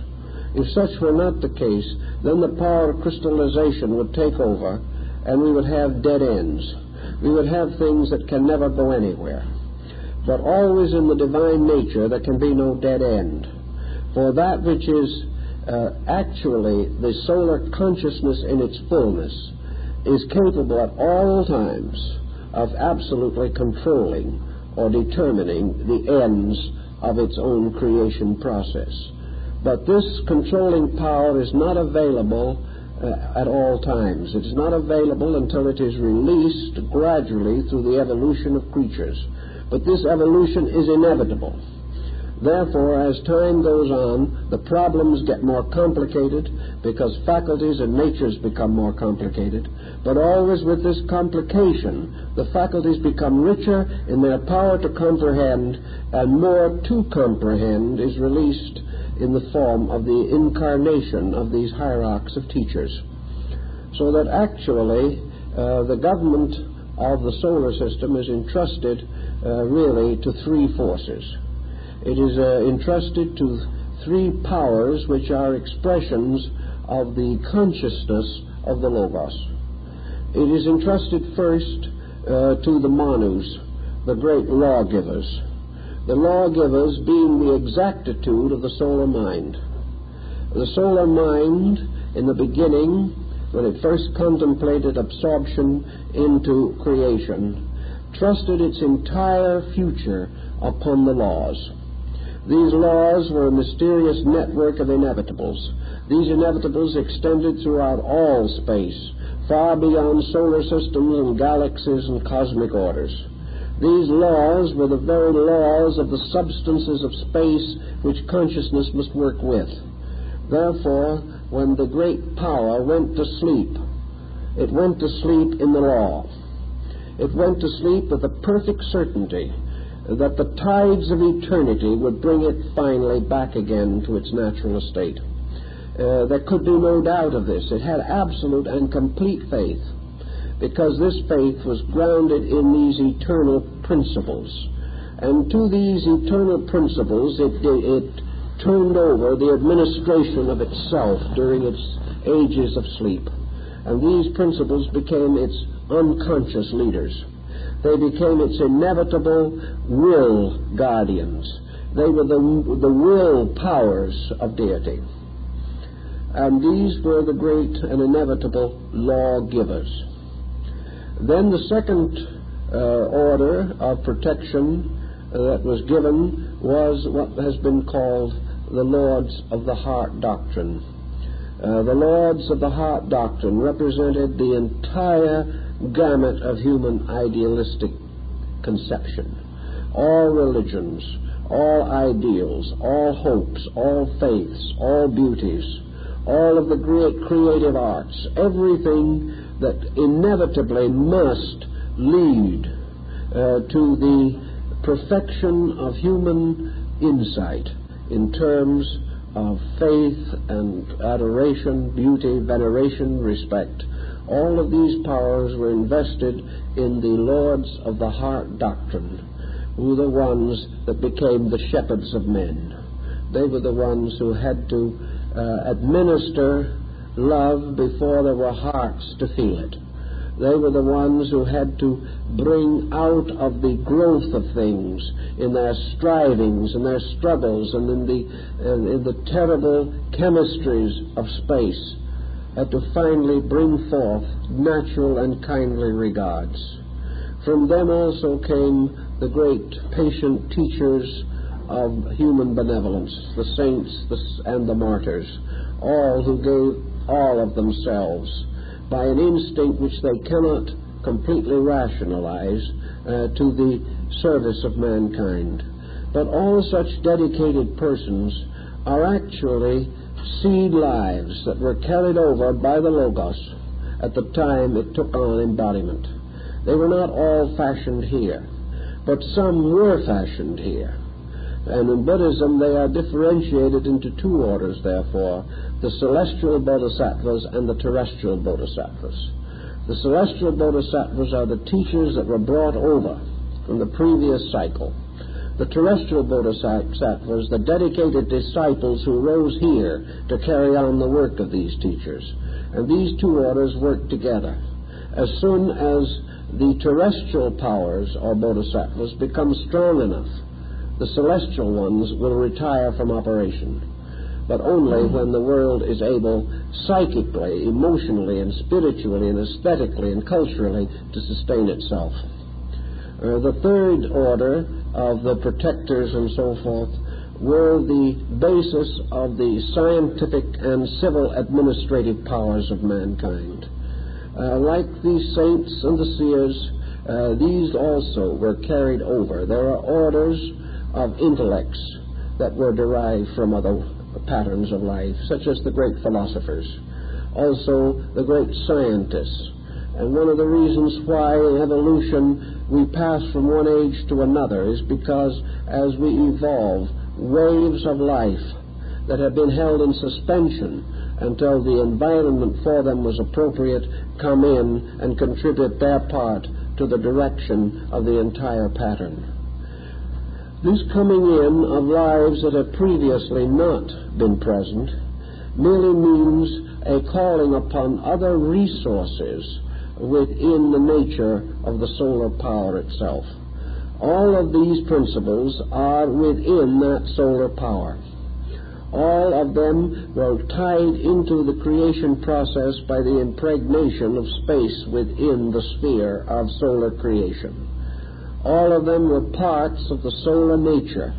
just as all energies in life are part of the wealth which we receive from the sun. And as the symbolism of the sun shows nourishment to all things according to their needs, so these sun nourishment principles become embodied as the various deities of the ancient pantheons and the ancient philosophical systems. This is the reason for the elaborate structure of the Shingon mandalas in Japanese Buddhism. These thousands of deities, and in some instances tens of thousands of deities, all represent nothing but the individualization of the energy of the sun. They are all manifestations of some quality of Dainichi Nyori or the great Buddha Virukana.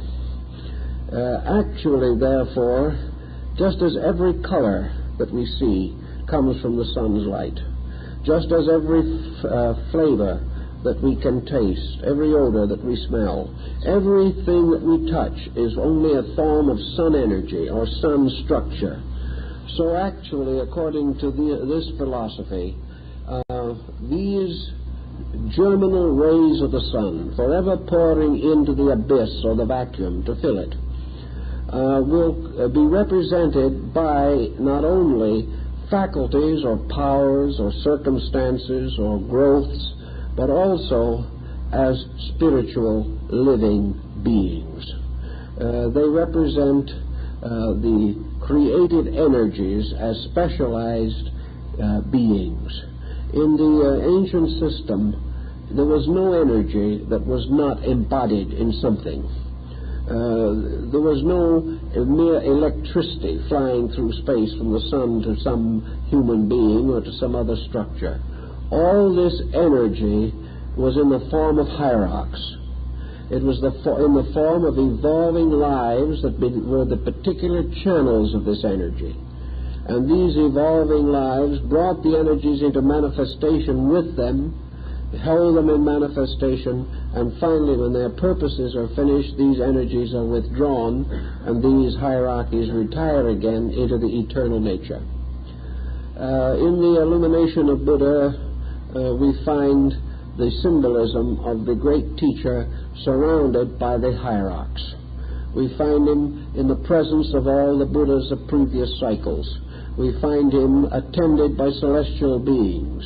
And in the Lotus of the Law, which is the great Mahayana scripture, we find an audience composed even of friendly and kindly associates who for the great enlightenment have come in from other solar systems to be present, not to interfere, but to rejoice in the fact that a great circumstance is occurring in nature, that a great power is being released in the evolution of things, and these gatherings for the release of great good may be considered sort of solar or cosmic holidays. They are days when all the universe rejoices, inasmuch as another phase of the great consciousness of Dainichi Nyori has been released into manifestation. When all this evolutionary process has reached a certain degree of unfoldment, little by little all lives begin to flow back again into the consciousness of the cause. Their outflowing was to lose consciousness, to become unaware of their source, therefore to wander in darkness until the life and character in themselves, longing for reunion with reality, impel them to begin the arduous journey to self-enlightenment. But in the great motion back in evolution in the solar system is simply a continuous process of awaking. It is a process of lives becoming more and more conscious of realities. And thus the highest solar reality is the Logos, or the power at the source of solar existence. As all the parts of the solar system become aware of this, they return to it, which is, of course, underlying the Buddhist concept of the Parinirvana. For the Parinirvana is simply the hierarchies returning home to the great spiritual orders to which they belonged, as we also see in the magnificent spectacle of the hierarchs on the petals of the great rose in Dante's Paradiso. Actually, all these hierarchies returning home restore the consciousness of the Solar Logos in Shingon Dainichi Nyori. When they have all come back, when all divided consciousness has experienced again unity, when all divided parts have been drawn together in the indissoluble bonds of insight, the energies slowly become again what they were in the beginning. They retire from the many to the 12, from the 12 to the 7 to the 3, and the 3 return again to the 1. And when they have all returned again to the 1, the solar system has completed a lifetime. At that time, having regained its consciousness, enriched by the tremendous pageantry of growth which has occurred within it during its cycle, the Solar Logos awakens from embodiment. It is released from body as man is released from body. But as man, according to the ancient mysteries, may be released in two ways. We have the same principle involved in this. There is a form of death in which the body is separated from the soul, and there is also a form of death in which the soul, rising, separates itself from the body. And in the philosophical mysteries, the return of these conscious powers under the dedication of discipline, the transformation of men and creatures into avatars, into arhats, into sages. All this means the gradual return of life as consciousness, becoming more and more aware both of itself and of its great overlife. Finally, they all come together again in the consciousness of Dainichi. Then the globe and all that it inhabits disappears. Then the rings go back. Everything slowly reverses itself until nothing remains again but the imperishable island, floating upon the surface of unconditioned space. Then at last this imperishable island does not perish, but vanishes into subjectivity, where it remains until the next cycle of embodiment is proper and natural. The Logos then goes to sleep again for the 7 eternities. This is going on constantly in space, according to the ancients. In Buddhist philosophy, the Buddhas and the great principles, the spiritual powers of tens of thousands of myriads of universes attend in the great rejoicing when one of the solar systems is completed and one of these great cycles comes to an end. But this cycle again is of course part of a larger one. The solar deity, in passing into sleep, contributes to the evolution of the universal deity around whose nature many solar systems rotate. And the universal deity in turn, with all its solar systems and all its parts, is part of a galaxy or a still greater pattern, which again is reaffirming itself. But as all these things are continually reaffirming, the ancients held that in the ultimate, or in the final nature of things, which is utterly beyond our conception, inconceivable to us, that everything consists finally of evolution causing things to wake up, until ultimately the total experience of everything is therefore to be total, to be aware, to wake up, and in this awaking, to wake up as infinity, to wake up as pure divine consciousness, to wake up as the administrator or the ruler of the great sea of space, and after having awakened, to take on again in some way the dream of illusion in order to advance other areas, other factors. For as surely as illumination is eternal and inevitable, so that those elements or patterns which are created are likewise eternal and innumerable. And we have to also realize that at various stages in this procedure, living things themselves become seminal. That is, they become seeds. And at certain periods of their development, the creatures of the various hierarchies bring new waves of life or new sparks of life into manifestation, which must go through the great cycle in space. We may agree with the Brahmins and we may agree with the Buddhists that it's all very abstract. We must agree with them that we do not have the answers to the infinites. But I think it is interesting to conceive as far as we can go the majesty of this concept. A concept which it seems to me, by some mysterious and wonderful grasp of insight, transcends the noblest and most extravagant fantasies of science, transcends anything that we can imagine. For it not only gives us this infinite majesty of purpose, it gives us the infinite scientific unfoldment of things under law and under consciousness, but it also preserves a tremendous pattern of divine purposes, of great spiritual beings and great spiritual centers of consciousness, constantly and inevitably fulfilling their proper destinies in space. It is a very large concept. Naturally, we cannot grasp it all, but the small fragment that has been grasped has become the basis of most of the world's enlightened philosophies and has stood the test of human experience better than any system upon a less substantial foundation. And so with this perhaps as a basis, we can proceed to further phases of the ancient concepts of creation as they are found in the old teachings. Well, I think that's enough for this evening, and thank you very much.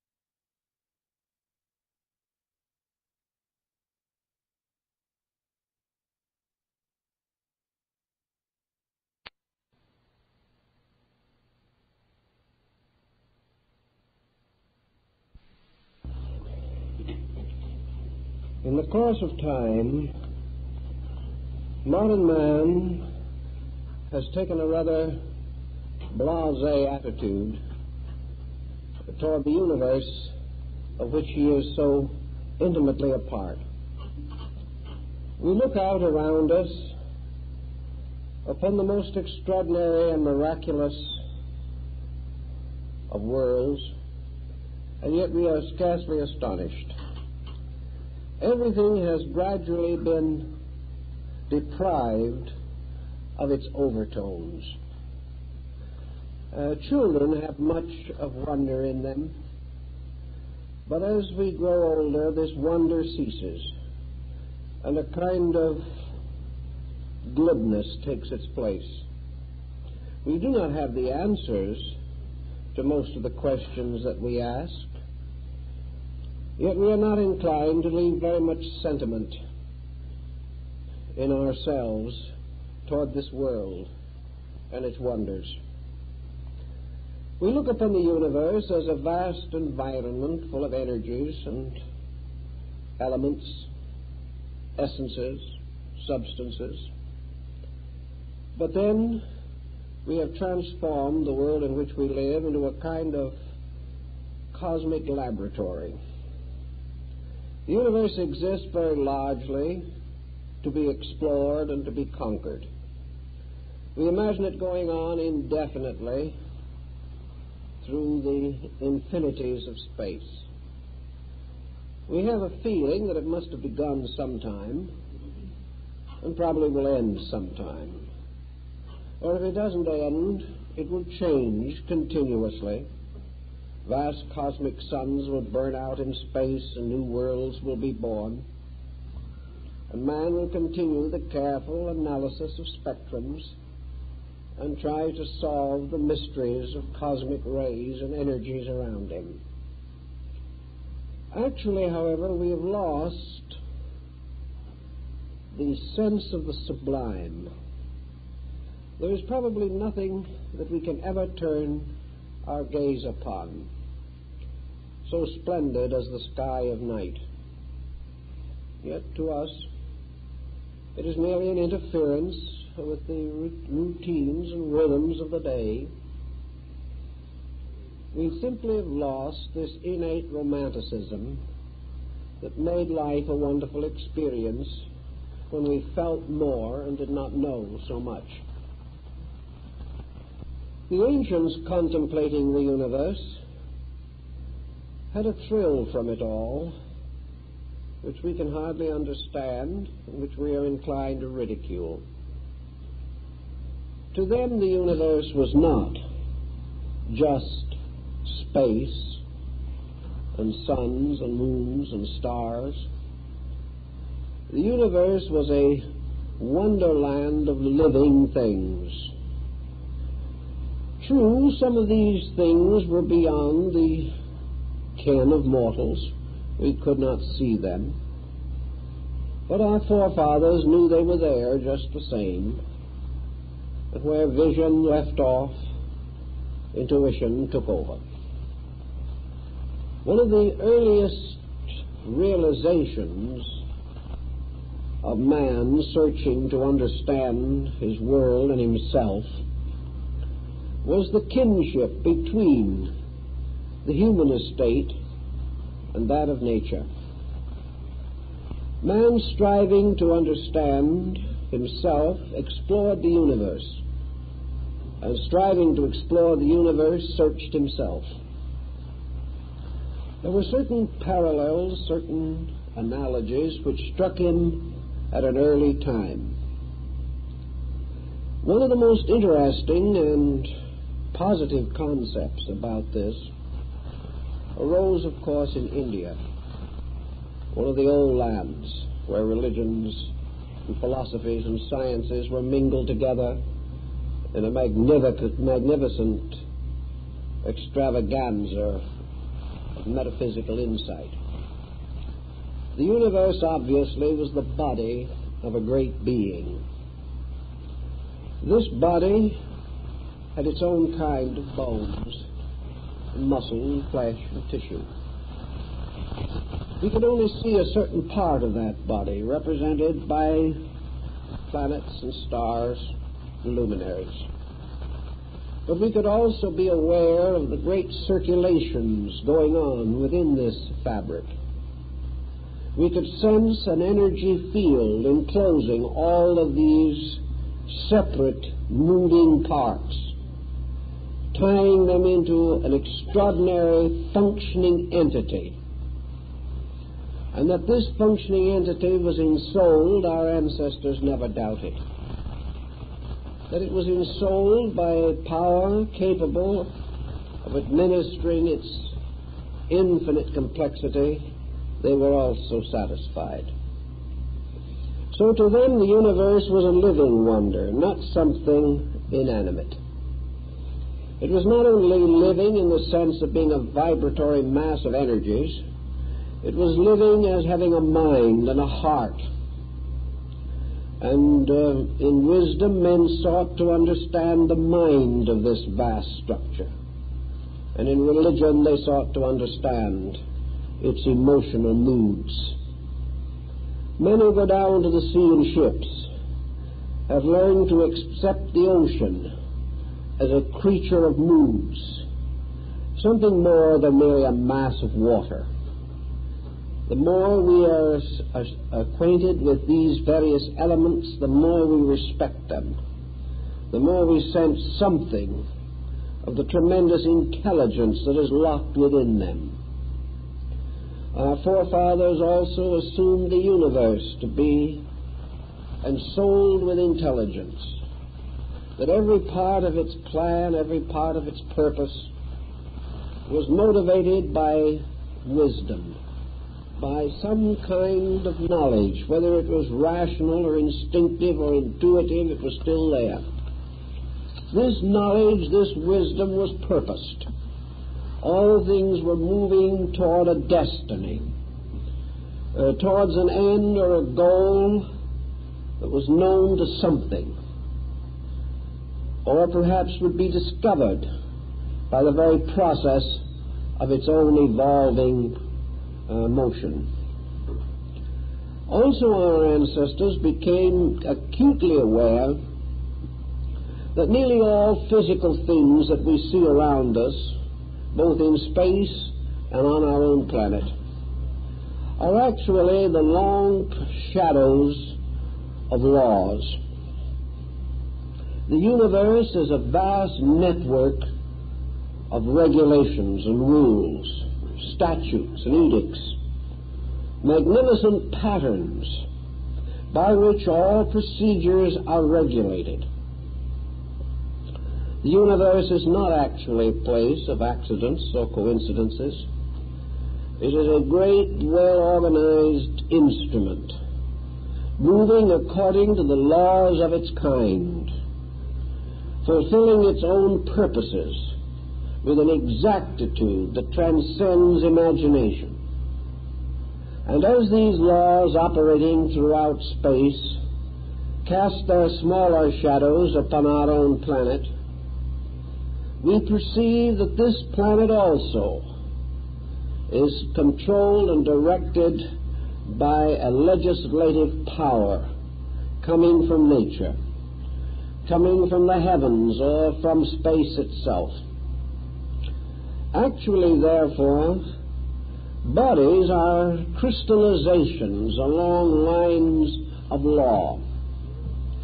The processes which are immutable create their own forms. And one of the first laws that man sensed in this magnificence was the law of continual and inevitable unfoldment. Everything is growing from some previous state to some future or subsequent state. The whole procedure is as though a vast flower was opening in space. Slowly, methodically, inevitably, this blossom spreads its petals. Everything is releasing something from within itself in the process of its own growth. Thus we see that unfoldment guards or guides the ways of things. And this unfoldment applies to suns and cosmic centers just as surely as it applies to the maturing and development of human life. Man is unfolding. Man is not standing still. He is not a complete creature. He must tomorrow be more than he is today, even as today he is more than he was yesterday. The only reason for existence is this process of perpetual growth. And man, observing this growth in his own experience, was not forced to be too imaginative if he recognized it also in space around him. The problem as to where law came from, of course, also intrigued our forefathers. Those systems of philosophy and religion which postulated a deity at the source of life usually assumed that these laws were an expression of the divine will. Deity could be a despot, imposing its purposes upon its creation with inevitable finality. Deity could think what it willed. It could decide what it wished, and by the mere fact of its own divinity could require its creation to abide by its pleasures or purposes or conclusions. This satisfied some early thinkers and satisfied Western man for a great many centuries. But there were certain inconsistencies in the concept. It seemed more reasonable to assume that in some way this world was not a despotism, that it was not ruled over by an arbitrary force. For if this force is truly arbitrary, then the thing that we are seeking most of all, the growth of things, would be frustrated. An absolute autocracy at the source of life would amount to predestination. It would end forever the free will of the creature. And if the creature is subject to the whims of an absolute autocracy, then moral responsibility is a fallacy. How can we be expected to be able to resist the edicts of an arbitrary deity? And how can we expect to develop character if we are constantly forced to follow certain procedures whether we will or not? Thus we have the problem that worried Job, the problem of man's freedom to be himself, and in this freedom finding the responsibility to be a better self each day. It therefore occurred to the more philosophic nations that the idea of a complete fatalism, ruled by an inevitable pattern of divine autocracy, with deity operating according to pleasure or displeasure and not according to value, that this could not be held as a basis for an integrated universe. That it is not reasonable to assume that deity could be partial to some peoples and neglectful of others, or that God could be subject to hate or whims of jealousy, or could be responsible for any type of evil, even though it were only the hardening of Pharaoh's heart. So it became a pattern in the ancient mind to contemplate the possibility that law preceded deity.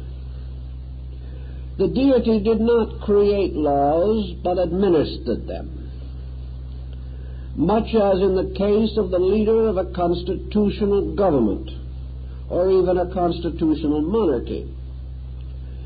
Nations have their bills of rights, their Magna Carta, or whatever may be held and cherished as the statement of the rights of the people. These various documents are served by governments, maintained by them, protected by them, but may not be destroyed by them. Thus the question arose, could law have come before the gods? And there are many ways in which this could be made to seem rationally possible. First of all, as we explained last week, we have to find some answer to the mystery of where the gods came from. And it might be easier to assume that they were products of law than to assume that they were spontaneous creations, something coming forth out of nothing. It might then be quite possible to assume that law, an immutable pattern, is intrinsic in the essential essences of existence, that laws like space and eternity and substance and essence and being have always existed. Therefore, that as long as the essential elements from which the world is fashioned are eternal, law can be co-eternal with these elements. For unless this is true, these elements could never change their relationships with each other and could never pass through the vast pageantries of creation which we behold when we study the stars. Therefore, the wise came to the conclusion that before gods and men there were laws, that these laws were the rules innate in all energies, that energies are self-governing, that all principles and patterns are self-maintaining, and that as surely as crystallization in rock or fission in cells, these take place with or without the consent of man or any arbitrary force that we know, simply because these processes are the right, natural, and inevitable procedures. Because this is true, then all existence is sustained by innate processes, invariable and utterly consistent. The universe itself is a manifestation of these laws in operation, just as surely as the frost picture on a window pane or the intricate geometric structure of a snowflake. These laws do not require the kind of theology with which we have been familiar. It would be rather difficult for us to imagine the anthropomorphic deity of our ancestors being much concerned with frost pictures or snow crystals. This deity seemed to be mostly involved in the miseries and misfortunes of mankind, spending part of his time saving his creation and the rest of his time wishing he'd never created it. This type of thing was not likely to advance the universal procedure.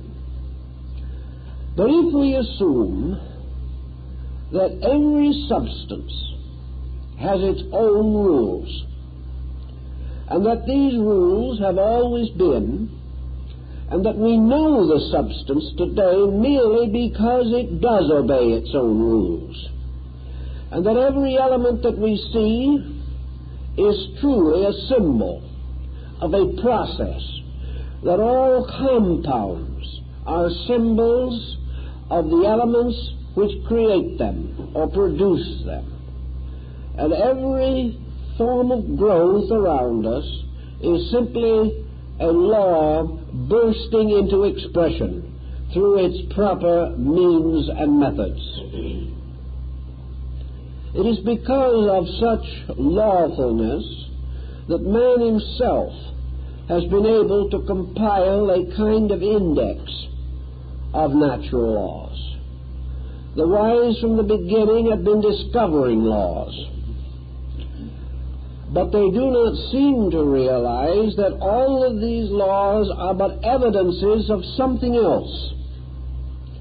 The magnificent archetypal totality which can only be attained by all of these laws in operation, and must from the beginning express through the perfection of its laws, whether its expressions are visible to us or not. If space is actually a vast area of lawful energies, then of course it follows that man's adjustment to space results from the gradual insight which he gains as to the operations of these laws. The alchemists of the Middle Ages pointed out that the Holy Scriptures were books which described lawful processes, and that nature itself was also an unfolding Scripture in which all of the great edicts of the infinite were set forth in living characters. This attitude distinguished most ancient areas of thought. Man, becoming aware dimly that he does inhabit a universe which has rules, also recognizes that for some reason he alone seems to have the power to disobey rules. Now, perhaps he is wrong in this. It may be an arrogance of his own to assume that he can even be very wicked. But we do not see around us in nature as many rebellions against natural law as we find in man's nature. It therefore would appear to be that the most dangerous instrument of man's relationship with life is the human mind. Those creatures in which mental natures are not individualized never rebel against law, but fulfill it without question. Perhaps a few human beings who have come to a great insight into the mysteries of natural law have also verged toward this complete obedience. But for the majority, life is a resistance to this lawful pattern. The individual, seemingly convinced that he is able to defend himself and his own purposes against the infinite pressures of space around him. This is one of the points which we also find in Oriental philosophy.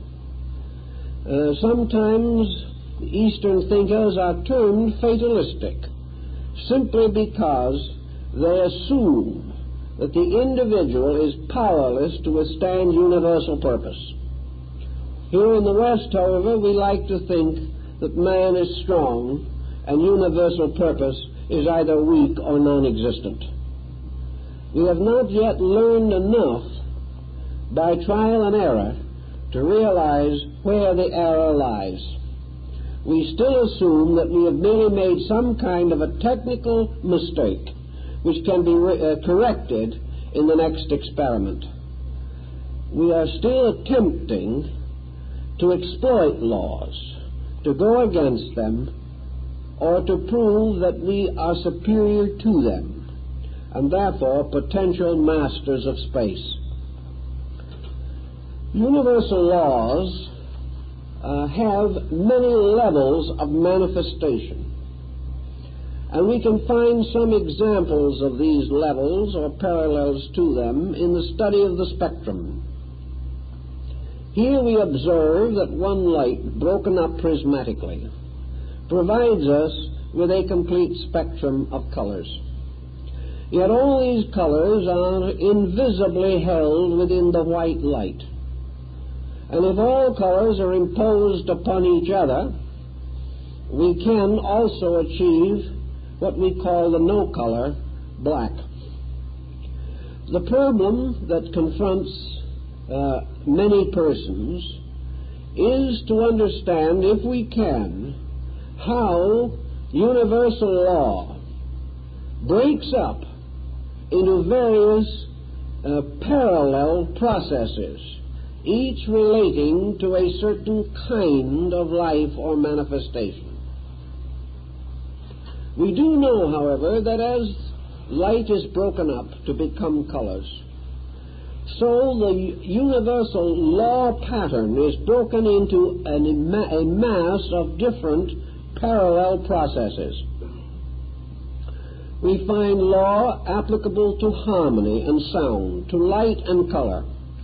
We find it in the octaves of chemicals. We find it also in the various technical arts and sciences which we are developing today. We find laws in language, in art and painting, in perspective, and in the various dimensions of dynamic proportion. We see laws in the canons of architecture, and we observe that if we break these laws, the resulting structure is not satisfactory. If we break the rules governing the processes of nature, these processes simply fail to fulfill themselves, or may turn upon us and endanger the individual who abuses them. If we build a house in defiance of architecture, it may fall and bury us in its rubble. Thus, everywhere, man experiences the need to discover the rules.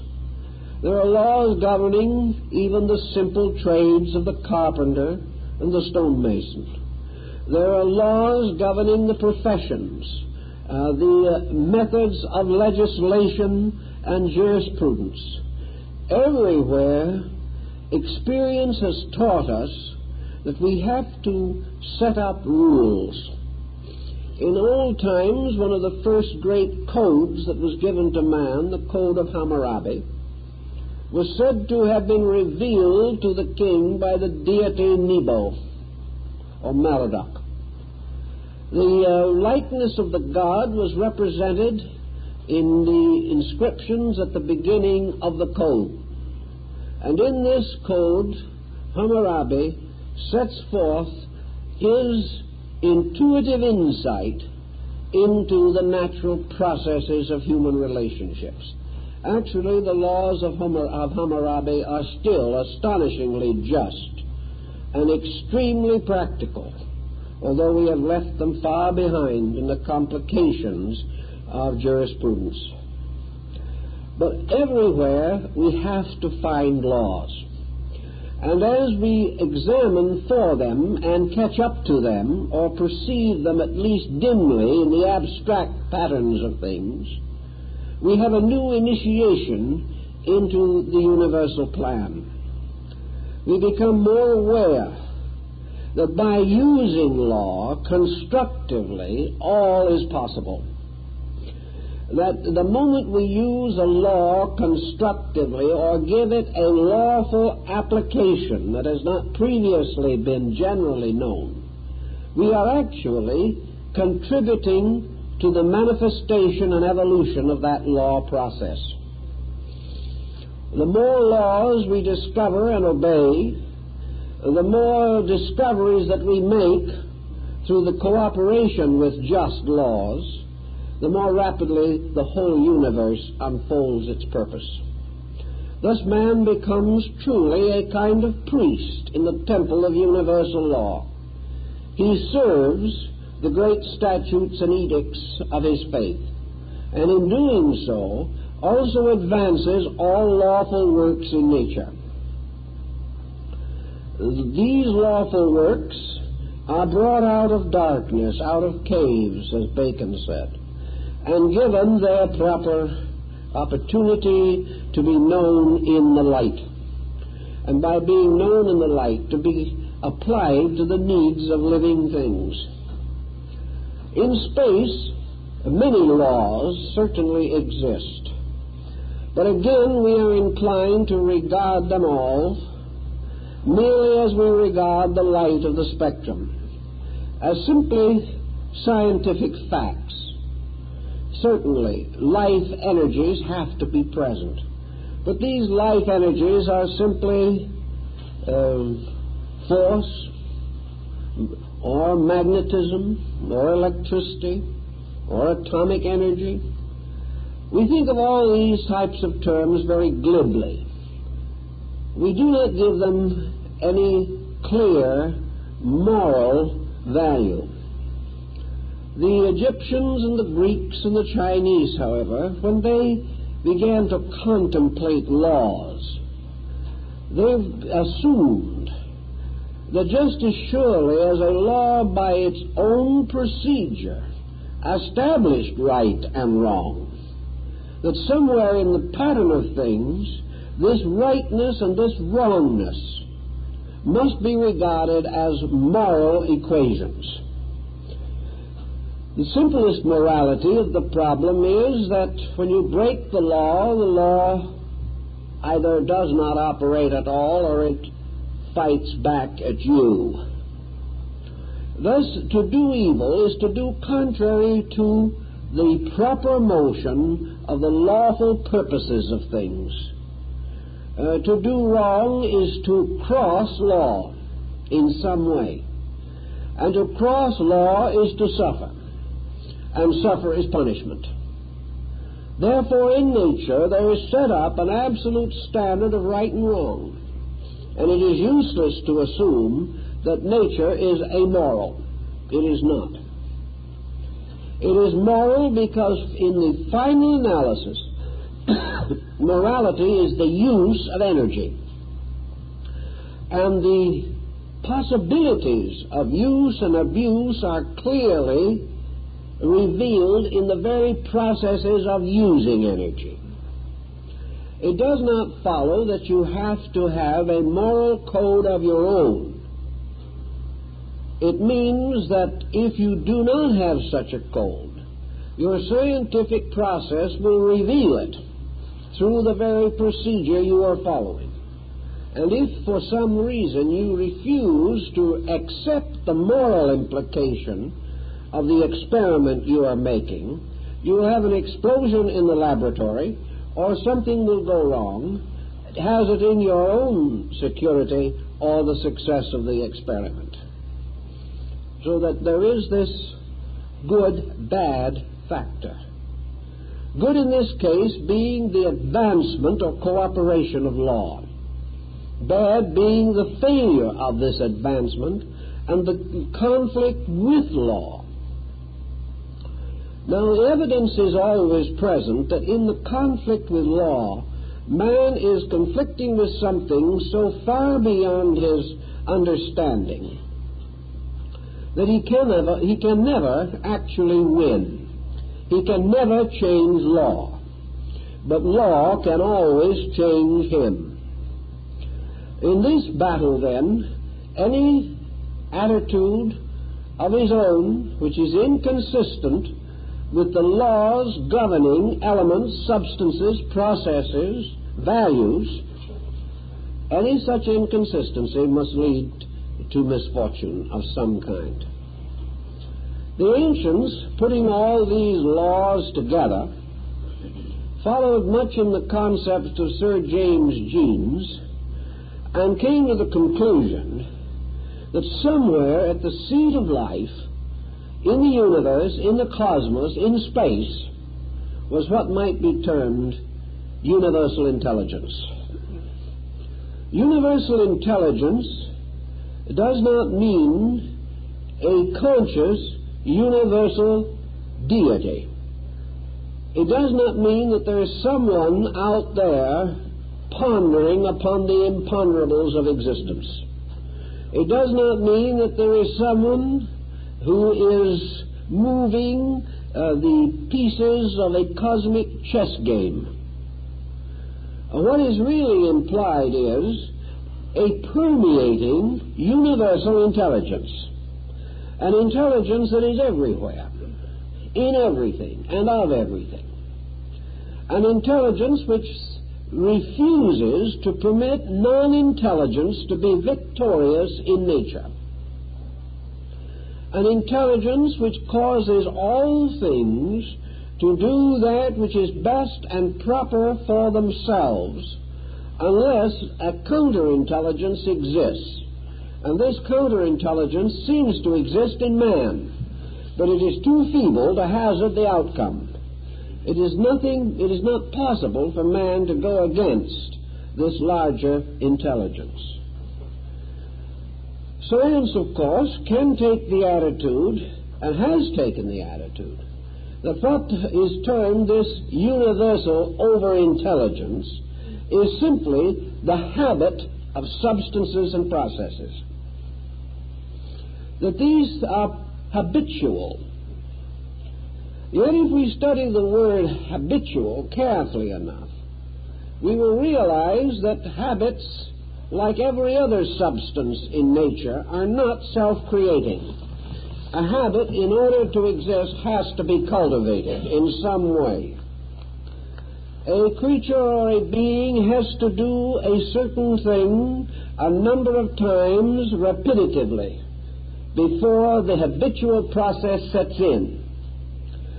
Therefore, while it may appear at this time that laws are habits of space, we cannot assume necessarily from this that the habits themselves do not arise in some form of an intellectual or intelligible process.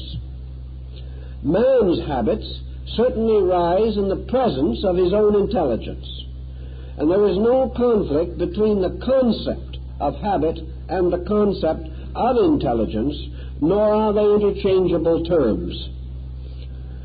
We must assume, consequently, that all the laws that operate in space bear witness to some kind of a legality, an orderliness, and that this orderliness is essentially constructive and purposed.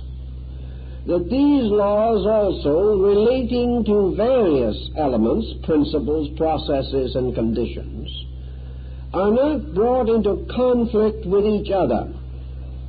And out of this vast pageantry of laws is brought the most completely harmonious instrument that we know, the cosmos. This does not mean that the cosmos never has an accident, but its rate is very low. For the most part, the cosmos is the most perfect integration of interrelated factors that we can possibly conceive. This must mean, therefore, that these laws progressing and expanding through space do not come into conflict with each other. Which brings us to another important thing. How is it possible for any mass of laws tossed into the seething cauldron of creation not to end in some kind of a witch's brew? How are we to explain that all these laws never conflict? We know that in a community in which we set up a few laws for mutual protection, these laws are always unjust to somebody. That the laws of a city may differ from those of a county, or of a state, or of the nation, bringing the most lamentable confusion. That the laws of various nations will permit a crime in one country and punish it in another. Also that these various laws require constant amendments due to the fact that experience proves they are inadequate. And the great legislator of today is the forgotten failure of tomorrow. All of our legislations, and we are conscious beings, presumably, end in confusion. We create too many laws and cannot enforce them.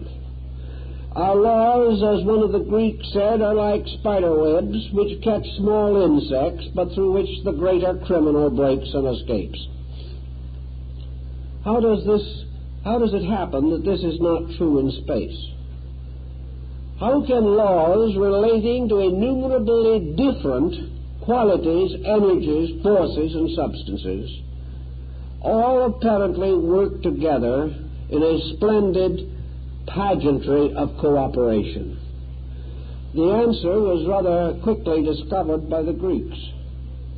The reason why universal laws never conflict is because there is only one.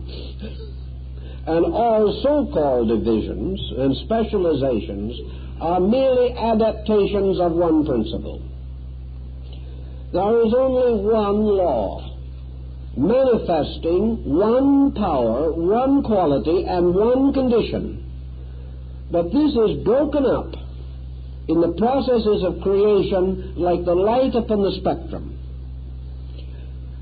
giving the appearance of manyness, but not coming in conflict, because there is no conflict in the realities, only in the appearances.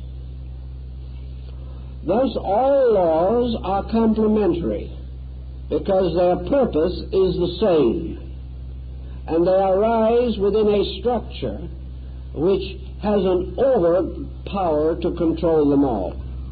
Now this overpower, again, is not the meddling finger of some arbitrary godling. The overpower is the totality, the unity of existence itself.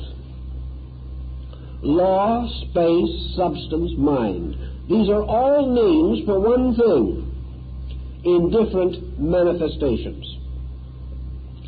The differences lie not in these things themselves ultimately, but in the differentiating power of the mind trying to study them. The differences lie in us, in other words, not in the objects of our attention. Our own interpretations, our own emphases, cause us, like musicians playing upon a magnificent instrument, to produce from this instrument only the melodies that we intend, even though it may be capable of performing in all melodies and all harmonies. But we do realize that the reason why the universe does not collide with itself and perish in space is simply because the laws that govern it are in no conflict with each other, and that conflict arises from a sense of separateness, or a power of division at the root of things. And in nature, this division does not actually exist. What we call division is merely specialization within unity. This is one of the principles expounded in Pythagorean arithmetic.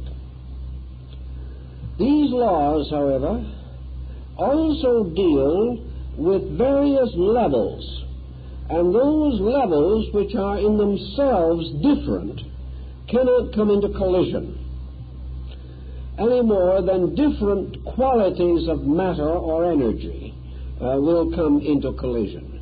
Collision is almost always the meeting of similars, and that which is similar will collide with that with which it is similar. But the Greeks pointed out that if you fill a basin with rock, small pebbles, until it will hold no more, you can still pour into this basin a great deal of sand, because the sand, going into the spaces between the stones, because it is of different size units, does not come into any conflict with the stone. After you have the basin as full of sand as you can possibly fill it, you may then pour in several quarts of water. These quarts of water will be accepted and held in the basin, because again they are different in quality from either the rock or the sand, and therefore can pass between the interstices of the sand. Thus we go on with various elements. Many things can be in the same place, fulfilling their own laws, as long as they are themselves of different qualities. There will be no conflict between them. Consequently, in nature, conflict is nearly always a thing resisting its own laws, whatever they may be. And such resistance is not common to be found in space itself. Space is forever moving with the magnificent sense of cooperation with things, rather than with a sense of competition. Assuming then now that we have a universe with all its laws, that we have recognized the possibility, as the ancients held, that this universe was eternal, that its laws were eternal, that its substances and essences were eternal, and its objectives are eternal. We are still now concerned to some degree with the relationship of the universe as consciousness to the universe as substance. Actually, substance and consciousness themselves are identical, but they represent two conditions of one eternal reality, or one eternal fact. These conditions are bridged by what the Gnosis calls emanations. The conditions of consciousness become more and more restricted, resulting in a descent of value. The elements of substance become more and more refined or attenuated or sublimated, causing an ascent of substance.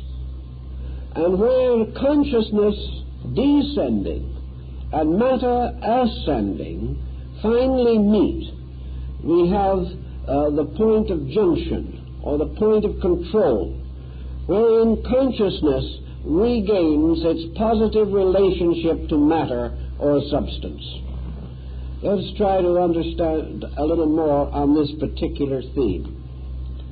Consciousness, as we use the term today, must exist in space, or man could not be a conscious creature.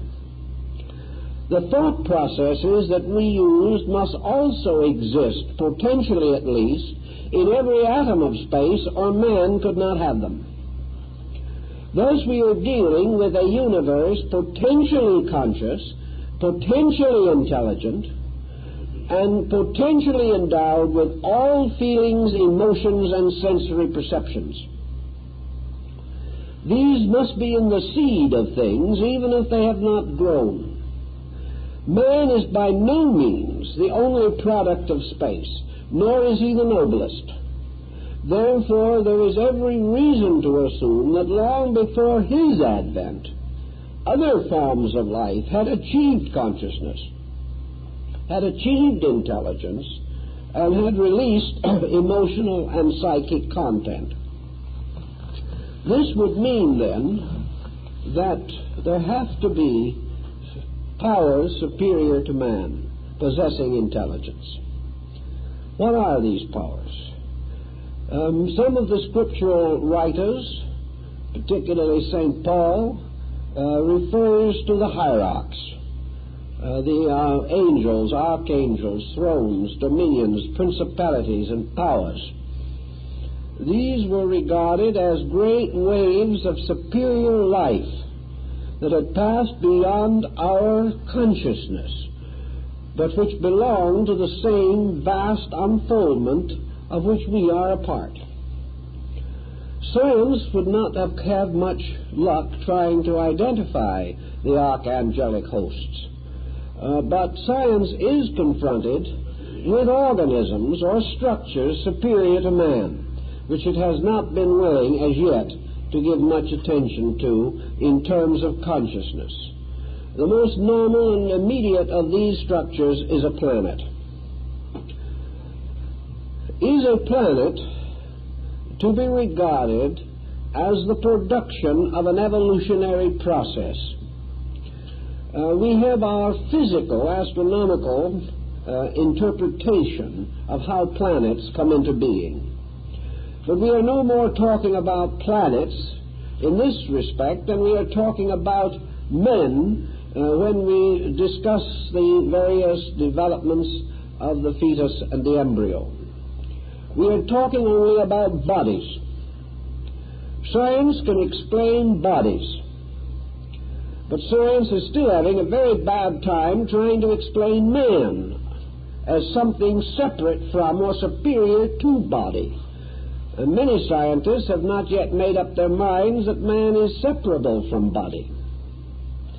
But science will admit that when the proper kind of a body is generated, something that passes for intelligence in humanity is also revealed or released.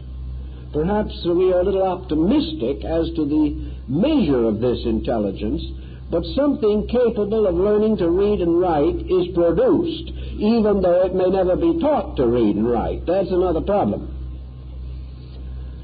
Science, assuming, therefore, that a fortunate combination of processes produces a human body in which intelligence can develop, is in the presence of other fortunate combinations of elements from which planets have been produced.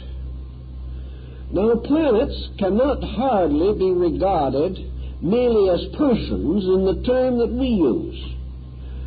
But we have no reason or right to assume that intelligence depends utterly upon a peculiar type of structure which we denominate the genus Homo sapiens. There could be other kinds of creatures which could have intelligence as great as our own or even greater. If the intelligence of these other creatures was identical with our own, we would be able to interpret it. We would recognize it. And seeing something that thought the same way we did, we would say, here is another magnificent example of erudition. But if this other creature had a mentation process too low for us to estimate, we could not know it. Or if it was too high and went beyond the trivia with which we make up our intellectual lives, we would have also no way of recognizing it.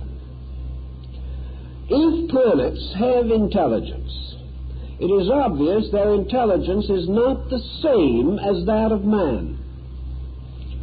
Also, it is quite possible that many other creatures have intelligence.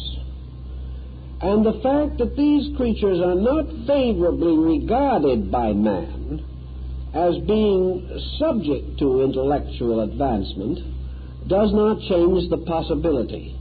For mentality can exist on different levels and planes.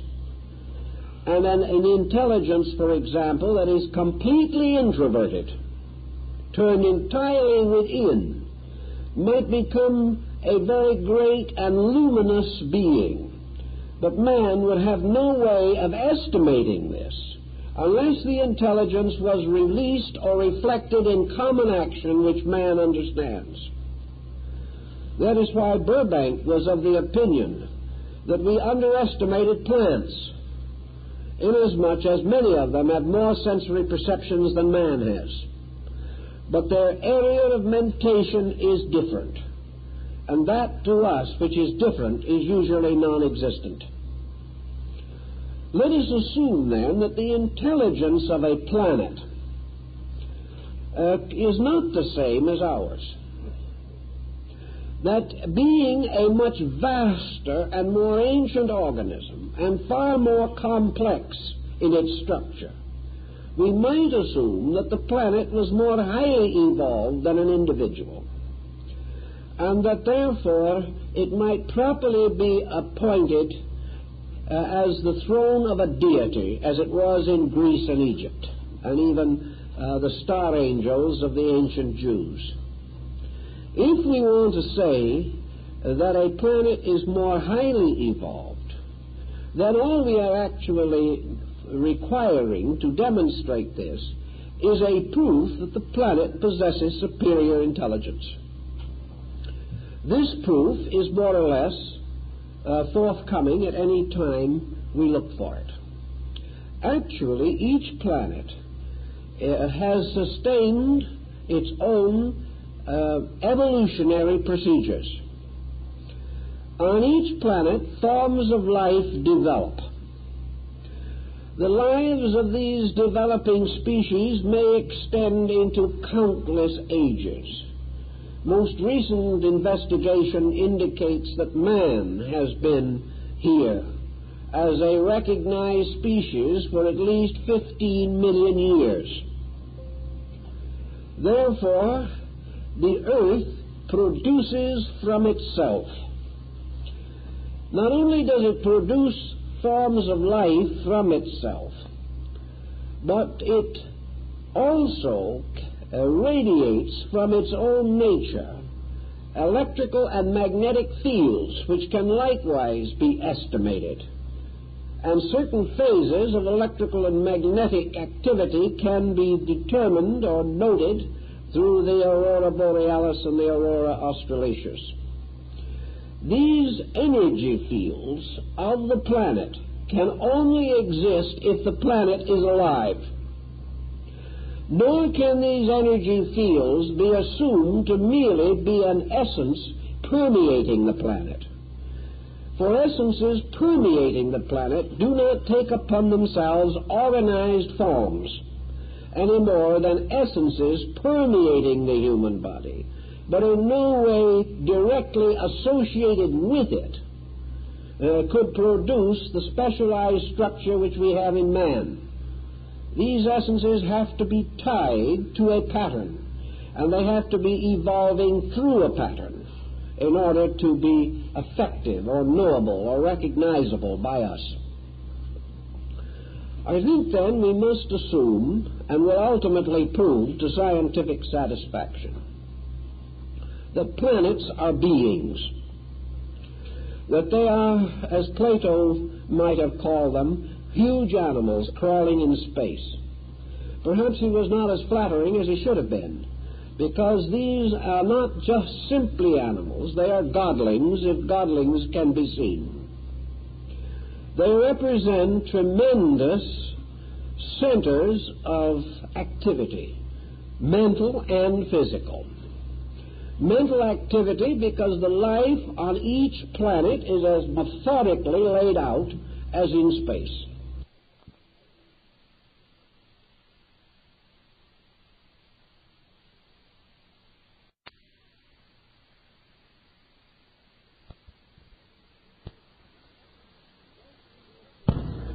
Thus we must assume that a planet is a consciously obeying organism, that it is fulfilling law, that law is being released through it.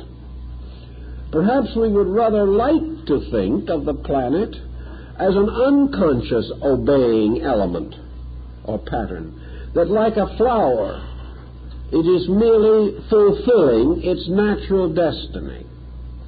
But we have no way of knowing that the flower does not have an intelligence.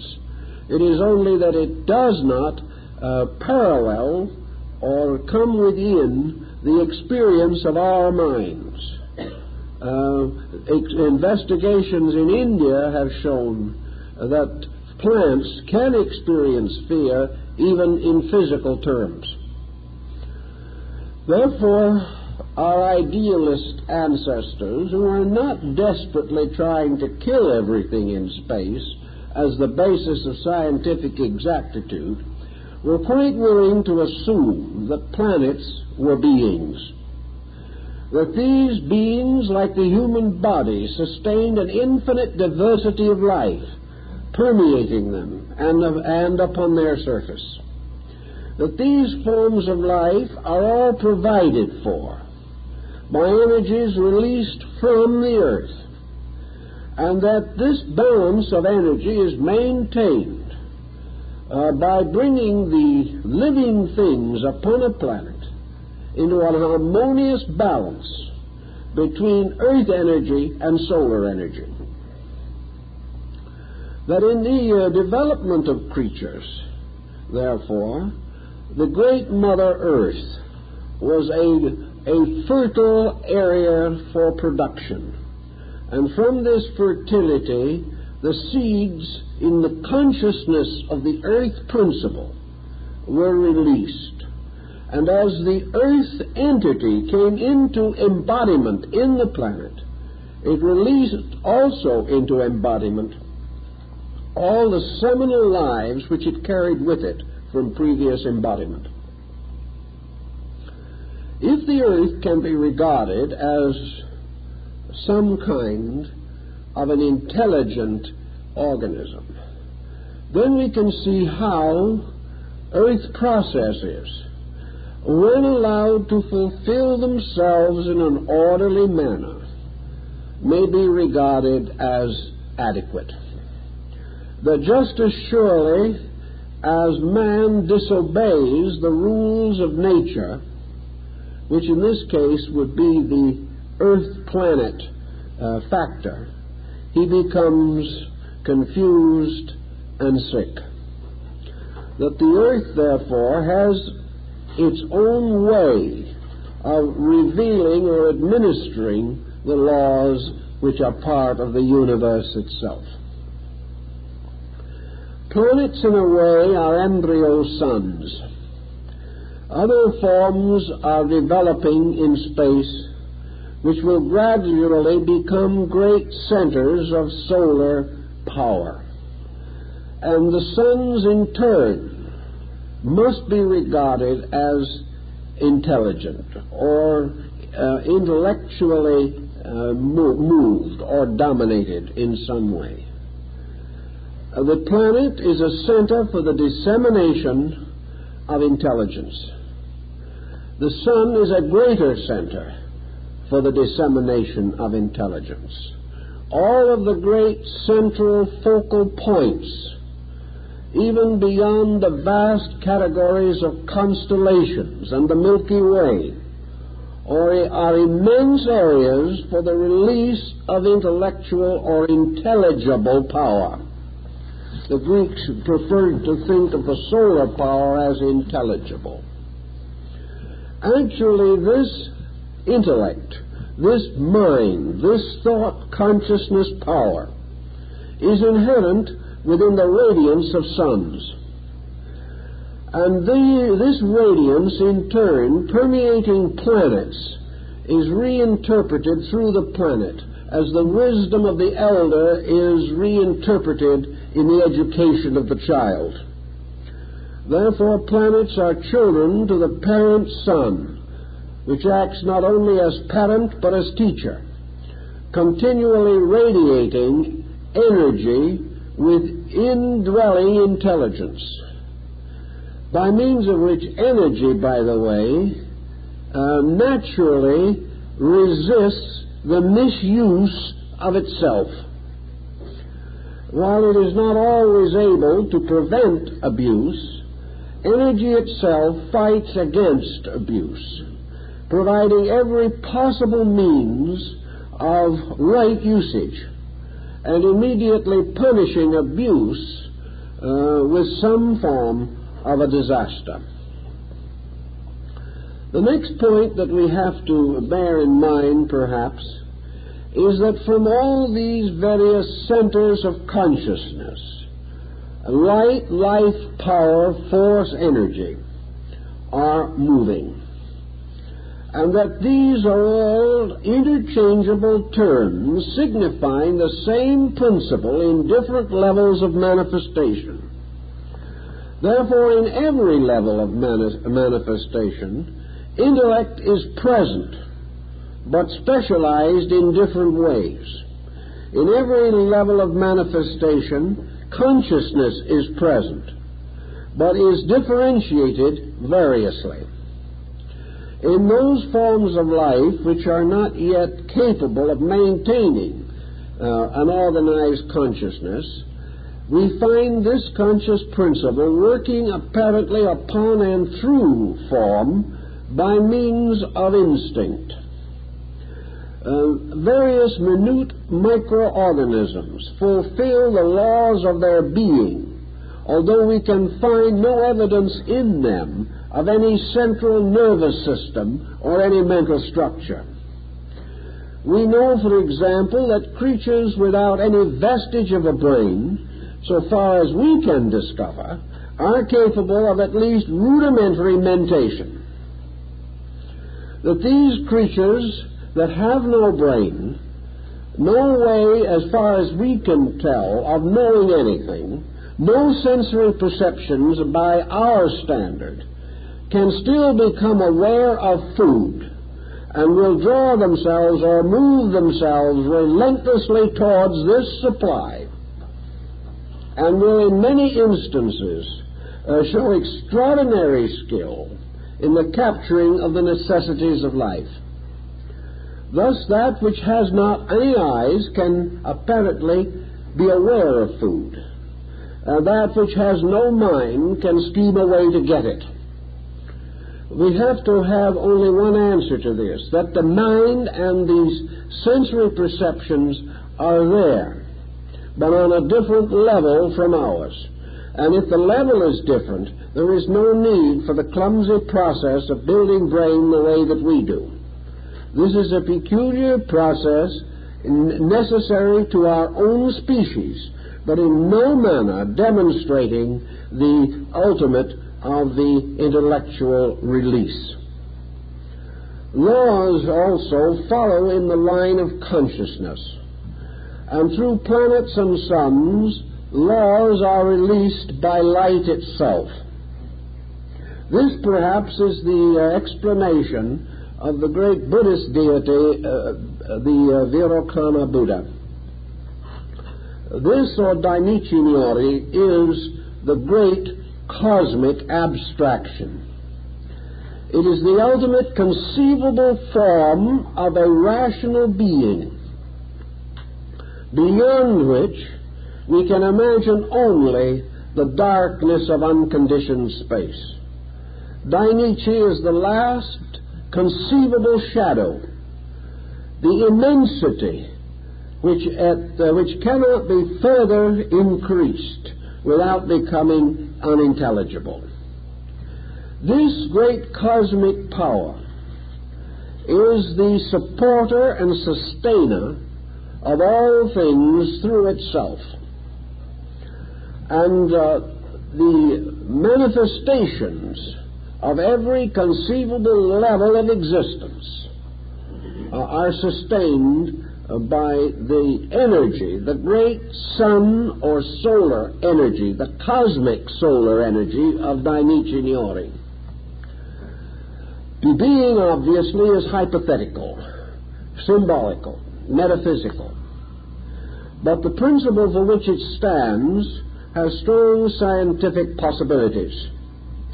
For it simply means that somewhere in the infinitudes of space is the master pattern from which universal and cosmic systems evolve, within each in its turn lesser systems, until we proceed downward from the greatest imaginable cosmic organism to the least conceivable cosmic organism, only hypothetically knowable even in the presence of the most powerful electronic microscope. We have then the infinitely great and the infinitely small bound together, all being expression of one process. This one process having as its root and substance cosmic consciousness. Just how we shall define this cosmic consciousness is also a little troublesome. A number of years ago, we had quite an epidemic of it among metaphysicians. Nearly anyone could have cosmic consciousness in 3 easy lessons. There seems to have been a little shortage of the complete result, but everyone was hopeful. Actually, cosmic consciousness is something that we cannot rationally conceive. If we can achieve to it at all, it can only be by a direct experience of consciousness, which might be termed a mystical experience. But this mystical experience available to man could only be one of the lesser reflections of the great pattern itself. Cosmic consciousness cannot be directly experienced. It can only be symbolically experienced through the contemplation of the cosmos. In other words, if there is anywhere a form capable of bringing the cosmic consciousness within the conception of man, that form is the cosmos. This is the great mandala. This is the universal symbol by which man may sense but not understand the measure of the universal consciousness itself. Man may recognize aspects of it, but he cannot possibly experience the totality of that experience which projects worlds into existence. Science is divided, philosophy has been divided at times, as to the nature of this consciousness. Some skeptics have said, are we simply fooling ourselves? Is this so-called cosmic consciousness merely a term that we have invented to explain a mechanism that we cannot understand? The question to them, of course, is, does the universe require this basic consciousness? Does it require anything except a perpetual motion machine, an instrumentality which can propagate itself forever without any need for a sovereign intellect? This is a persuasive argument inasmuch as it also makes further thinking on the subject unnecessary, and very few people want to think if they can possibly avoid it. But actually it does not solve very much. Cosmic consciousness is a necessity for one reason only, that man is conscious. If there is not some kind of consciousness superior to man, where did his come from? And this offers no solution to the scientific riddle. If the scientist wishes to say that consciousness in man is simply the product of the evolution process, in which he is gradually building instruments capable of producing consciousness, which does not exist until the instrument is available, then the scientist must settle down to try to figure out how many more conscious manifestations have preceded man, and consequently how much superior material is available for the production of consciousness than is found in the constitution of man. If evolution has been forever, in other words, consciousness must have arisen before man, or it could not have arisen in man, just as surely as it must arise in man if it is to arise later in some other form of life. So consciousness, being something we possess, puts us in the same dilemma as the architect who stood looking at the Pyramid of Giza. He shook his head sadly and said, if I hadn't seen it, I would deny its existence. It's just not possible. But having seen it, the architect was on the horns of a dilemma. He could not deny it. This is much the developing position of science. It is no longer possible to categorically deny consciousness unless we wish to affirm that we have a consciousness ourselves capable of denying it in something else, and to assume that we are the only creature in the infinitudes of time which have produced the endless pageantry of the cosmos, that man and man alone has reached the degree by which he can be aware of his own existence. This is a little too arrogant even for the average scientist to contemplate. He is forced to reorganize his thinking. But if we will assume for a moment that this consciousness in things arises from a consciousness in all things, then we can also realize that from this consciousness arose what Pythagoras called the law of mathematical sequences. In other words, consciousness is necessary to produce patterns which can only be evaluated in terms of consciousness. If a pattern is obviously the production of consciousness, can only be discovered by the extension or education of consciousness, then we are dealing with a factor which is difficult to depreciate. We are confronted with the simple inevitable that consciousness itself must be at the root of all these conscious processes which have within themselves a sense of alive value. Mathematics, for example, which with all its phases and all its departments must be regarded as something so profoundly intricate that it could only have been produced by an intellect superior to itself. Man has not even begun to explore the profundities of mathematics. And we cannot say that geometry has evolved by merely tossing together a series of unrelated accidents. Mathematics alone demonstrates the absolute order of existence.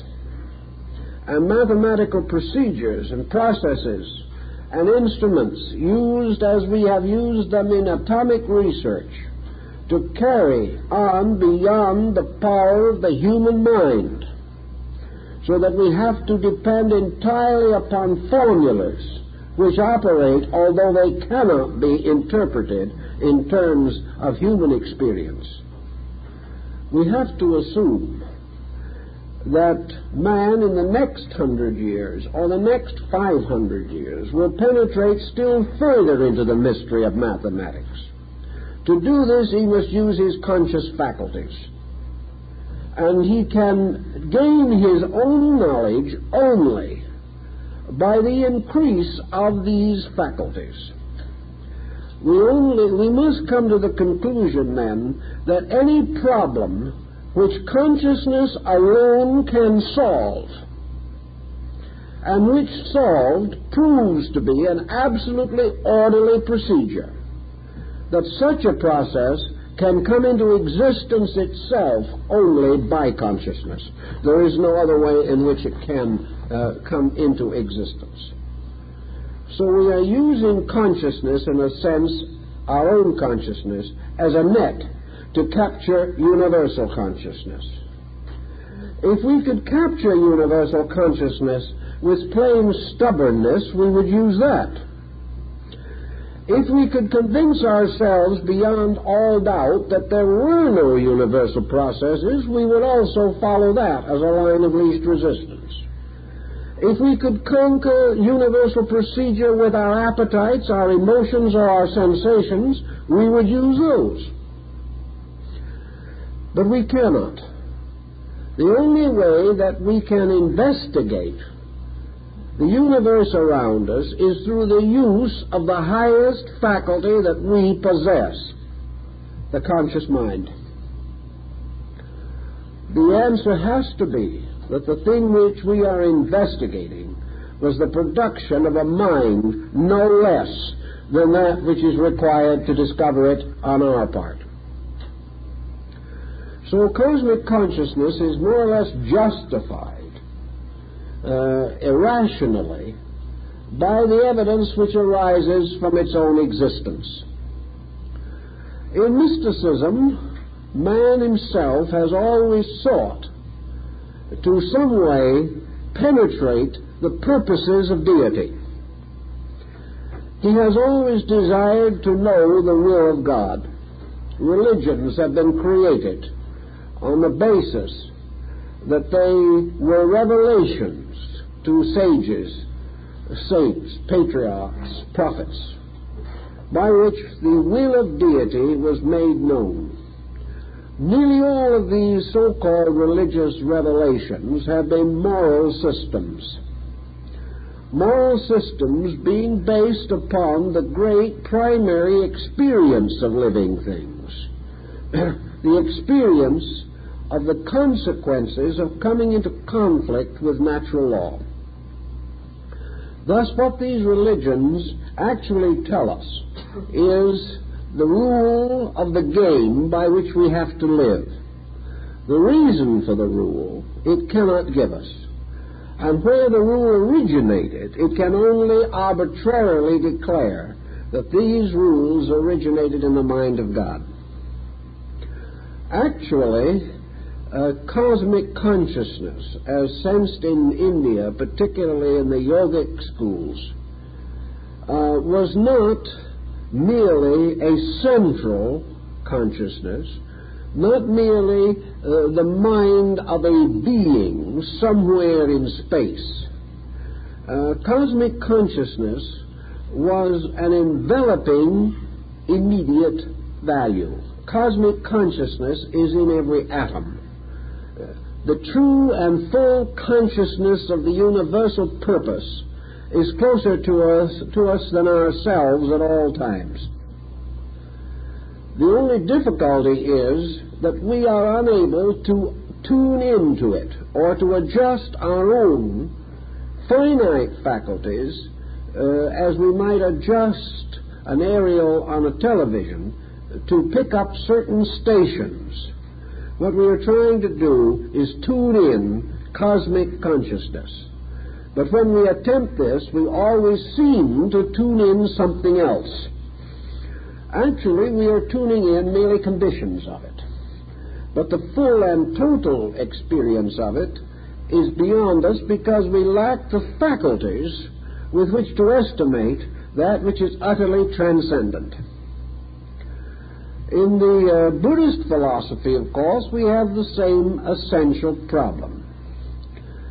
For cosmic consciousness, in this case, is substituted the principal consciousness or energy of the Virokana Buddha. All things live by virtue of this cosmic power in perpetual meditation. Functioning from the Dharma Rupa, or body of the law, this consciousness of the Virokana Buddha remains forever in the contemplation of the infinite purpose, remaining, so to say, eternally introverted, in a state of absorption in nirvana or samadhi, universal consciousness knowing. The idea in this system, of course, the esoteric Buddhism of the Shingon and the Tantra, is that the individual, the human being, seeking to achieve cosmic consciousness by some methodology, comes the nearest to it by the realization that pure consciousness is that which is separate from and entirely different from any type of consciousness that we know. Pure consciousness, then must be experienced only when all conditioned consciousness is suspended. Most persons attempting to suspend conditioned consciousness either go to sleep or become obsessed by the psyche in their own subconscious. When the individual doesn't try to be anything, he is unfortunately only himself, and this does not serve the purpose. When the individual does not try to be good, he simply succeeds in not being good, that's all. Nothing is clarified, because the individual's subconscious, upon which he must depend for quietude, is too toxic to permit quietude to arise. All he gets is negation, not quietude. Theoretically, however, if the individual is able to actually escape from all the conditions which personal consciousness impose upon him, he can achieve pure insight. And this pure insight is the nearest that can come to man of the consciousness of the meditating Dainichi Naori. It is the highest type of samadhi. It is the achievement of the experience of the all-conscious apart from all conditioned consciousness. But of course, most of all, it is this unconditioned, ever capable of being conditioned by the rising of the will within the meditating deity. In other words, this deity, Dainichi, can at any time cause any kind of consciousness to arise, because total consciousness can release from itself, according to will and yoga, that which is required. The individual, however, has no such immediate capacity, but he is capable of sensing a kind of all consciousness that is not particularly conscious of one thing. The mystic, in his illuminations and in his visions and in his ecstasies, usually experiences universal consciousness merely as a tremendous internal exhilaration. It is sudden release. It is the emergence of the individual from some dark and heavy region into an airy and wonderful realm of light and peace and beauty and happiness. In this experience, the mystic has the inward sense of all-knowing. But this sense is expressed only in the experience of God loving. It would seem to the being in the mystical experience that he could play a piano or a violin if he had never touched the instruments before. He would have the power to play them within himself. But if he wanted to play the physical instruments, he would have to learn as the same way anyone else would have to learn. Cosmic consciousness does not skill the body. Rather, it becomes an ornament and a vital moving force for the body which has already skilled itself. There is no substitute for the struggle to gain mastery of body, emotion, and thought. But in this experience of cosmic consciousness, the individual has the sense, a strange, perhaps impossible, over-recognition of the unities of life, of the tremendous realities of things. Antagonisms, separatenesses of all kinds fade away. There remains only the sense of the profound accord between all of the parts of life, the experience of being one with the universal consciousness itself. And this universal experience is as though consciousness was a great sea or ocean, permeating all things. And in Buddhism, the individual attains this in the mantram as the dewdrop falls back into the shining sea. The individual becomes one again with the eternal. This type of consciousness, if man can even sense it, suddenly unfolds for him the entire pattern of the universe. He realizes that the essential universe is consciousness, that all of the appearances and forms that we see are merely, as Plotinus calls them, the effulgent blossoms suspended from the divine nature. That everything actually is a mystery in consciousness, forever moving towards the destinies which lie hidden within its own depths. Man, sensing something of this, then is able to understand, at least in a measure, how all laws, all principles, all processes can be within consciousness. That just as surely as every physical substance necessary for the creation of worlds must be in what we are likely to call empty space, so every spiritual need must be met and sustained and supported from the more abstract spiritual kind of vacuum which materialists assume to be all that extends beyond matter. We have to assume, therefore, that this invisible, intangible thing, which we call spirit or consciousness, is absolutely the source of all tangible, manifested existences. That in it is not only consciousness, but the root of all substances. That just as surely as this vast sea of consciousness extends invisibly, within the bottom somewhere hidden in this sea are rocks and mountains and stones. Everything that exists has to come into manifestation from this thing which seems to be empty. Also, from this same process must flow out all of the laws which are like the currents of an ocean. Currents by means of which all of the processes of creation are carried out. The wise men follow the currents and are carried by these currents in their little ships to safe harbors.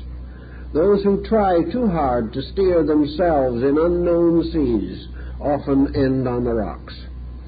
But whatever be the procedure or analogy we wish to use, we have to sense that all the laws likewise emerge from these basic processes. Now, one more law that we can perhaps give a thought to at this time is the great law of evolutionary process. Evolution is the impulse behind the ideation or release of the potentials of processes of growth. Evolution, therefore, actually is a motion of a thing toward its ultimate, toward that which is forever next.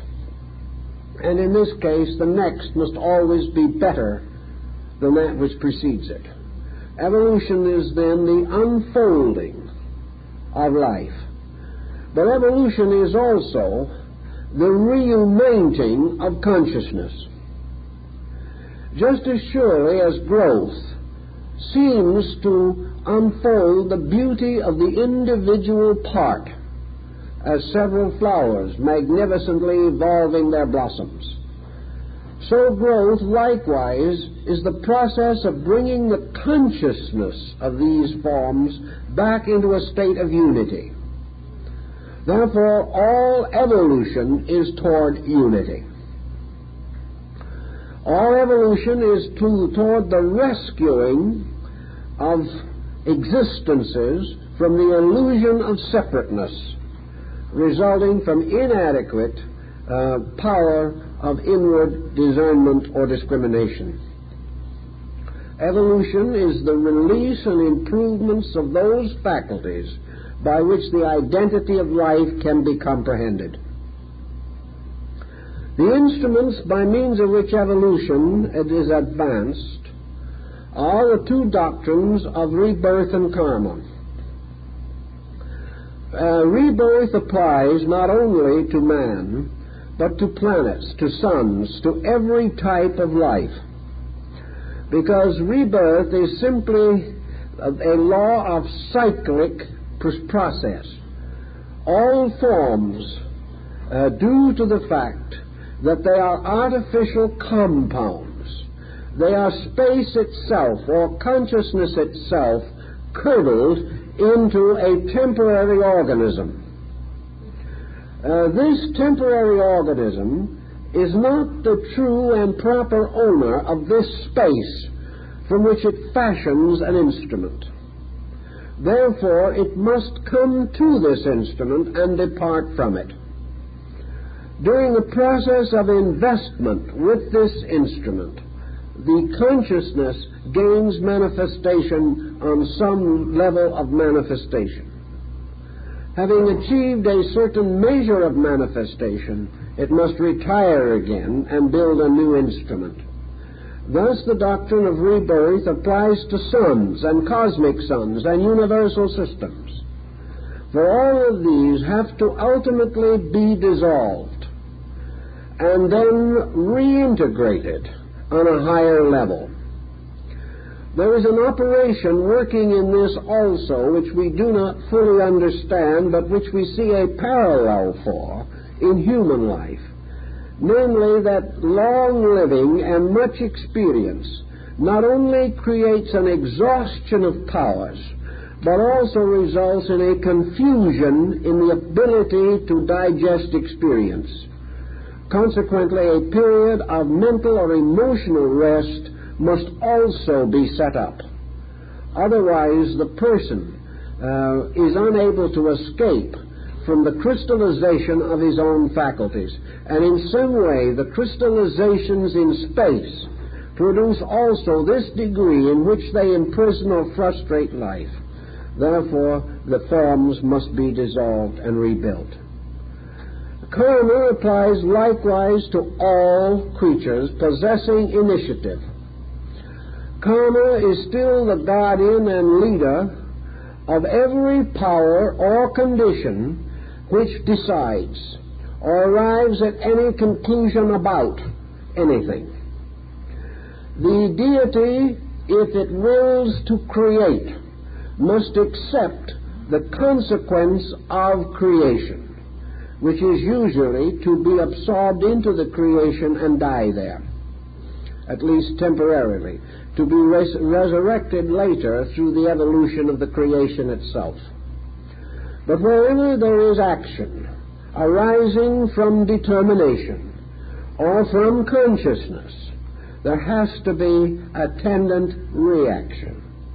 This is why in the Buddhist philosophy, nirvana is actually the suspension of the impulse of action.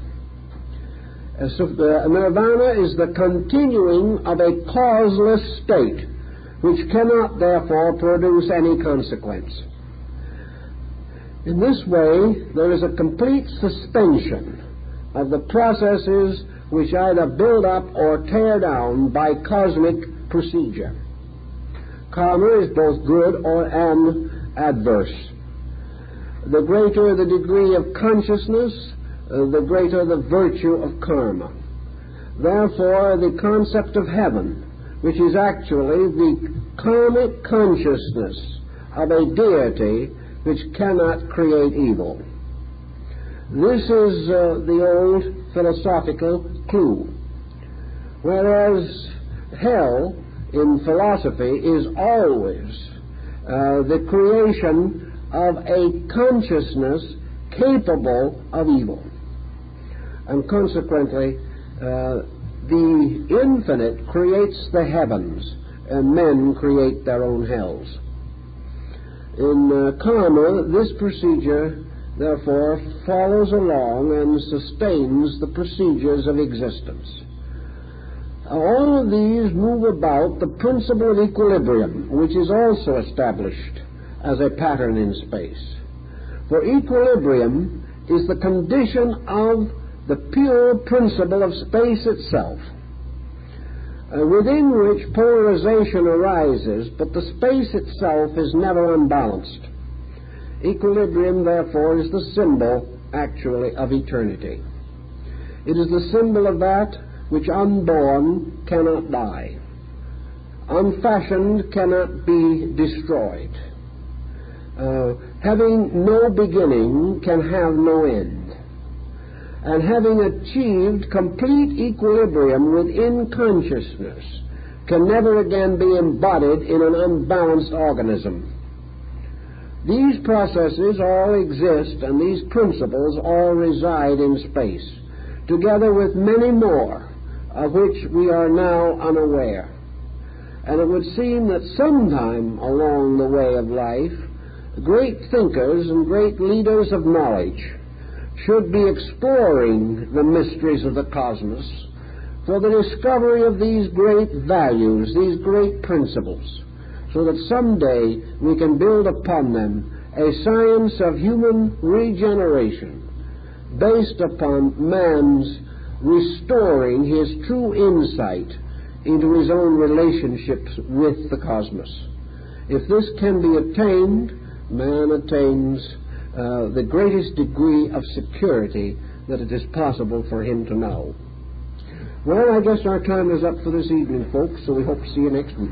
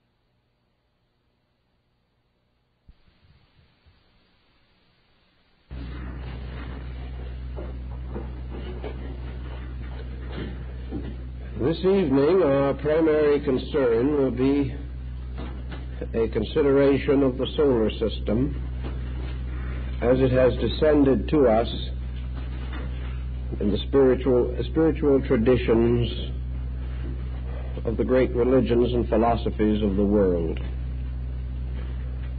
The solar system has always been, at least partly, comprehensible.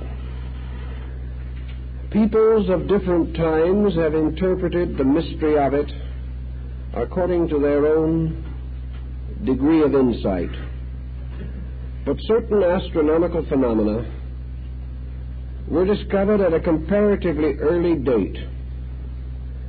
And while it was not until a few hundred years ago that our present astronomical pattern came into general acceptance, there is no doubt that ancient man intuited a great deal of what we call the modern science of astronomy.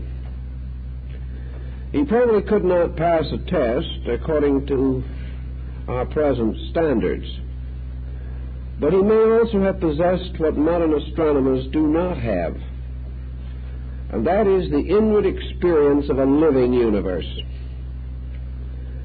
To most modern people, even though they may actually deny the literalness of the statement, to most of them, the solar system in which we live is at best only an environment. It is a place larger than the back 40 acres of 19th century agriculturists, but still a place. It was merely an area in which things could happen, and whatever things were likely to happen were associated with planets, luminaries, asteroids perhaps, meteors, and finally the sovereign leadership of the sun. The solar system was a wonderful and magnificent kind of machine. Where it came from, we could abstractly speculate. That it must ultimately be dissolved in some final combustion, we can also assume. There is also a parallel line of thought in which it is going to become colder and colder until it becomes impossible to exist within it. All these rather melancholy concepts, however, are separated from our present thought by countless millennia yet to come. These things are for the remote future. The solar system as we see it is therefore our house. And from a very early time, men began to think of it as a temple, a tabernacle, a shrine.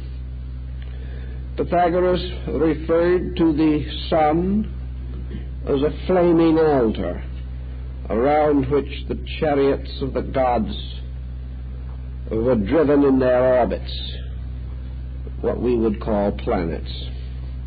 The early church was not so very different in its speculations on these matters. At some comparatively ancient time, man also sensed that there was more to planets than he had first imagined. The belief that they were some kind of deities he held even anciently. They were sparks of light in the sky, and observations from the great astronomical towers or ziggurats on the plains of Babylon reveal that planets moved more rapidly than stars. So to them was given the term the wanderers. They moved in some remarkable procession around the sovereignty of the sun. This was not entirely understood, but they did move, and they had orbits. And even several thousand years ago, men calculated these orbits with some accuracy. Probably at first the most practical purpose was divination. Astrology, sometimes called the mad mother of astronomy, had come into being. Almost equally useful was the development of an accurate calendar. Men liked to know how to record the seasons and time, and finally durations of ages. Not only was the calendar highly advanced in Asia and the Mediterranean area, but it was well advanced on the Western Hemisphere, especially in Central America. When the Spaniards came here, they corrected their own calendar from the calendar of the Maya. Thus, astronomy was always a more or less sacred science. It was part of the priestly prerogative, and all priests were supposed to know about the motions of the stars and to be able to predict the changes of seasons, and in Egypt, the inundations of the Nile. The solar system also began to intrigue another type of thinker, the analogist.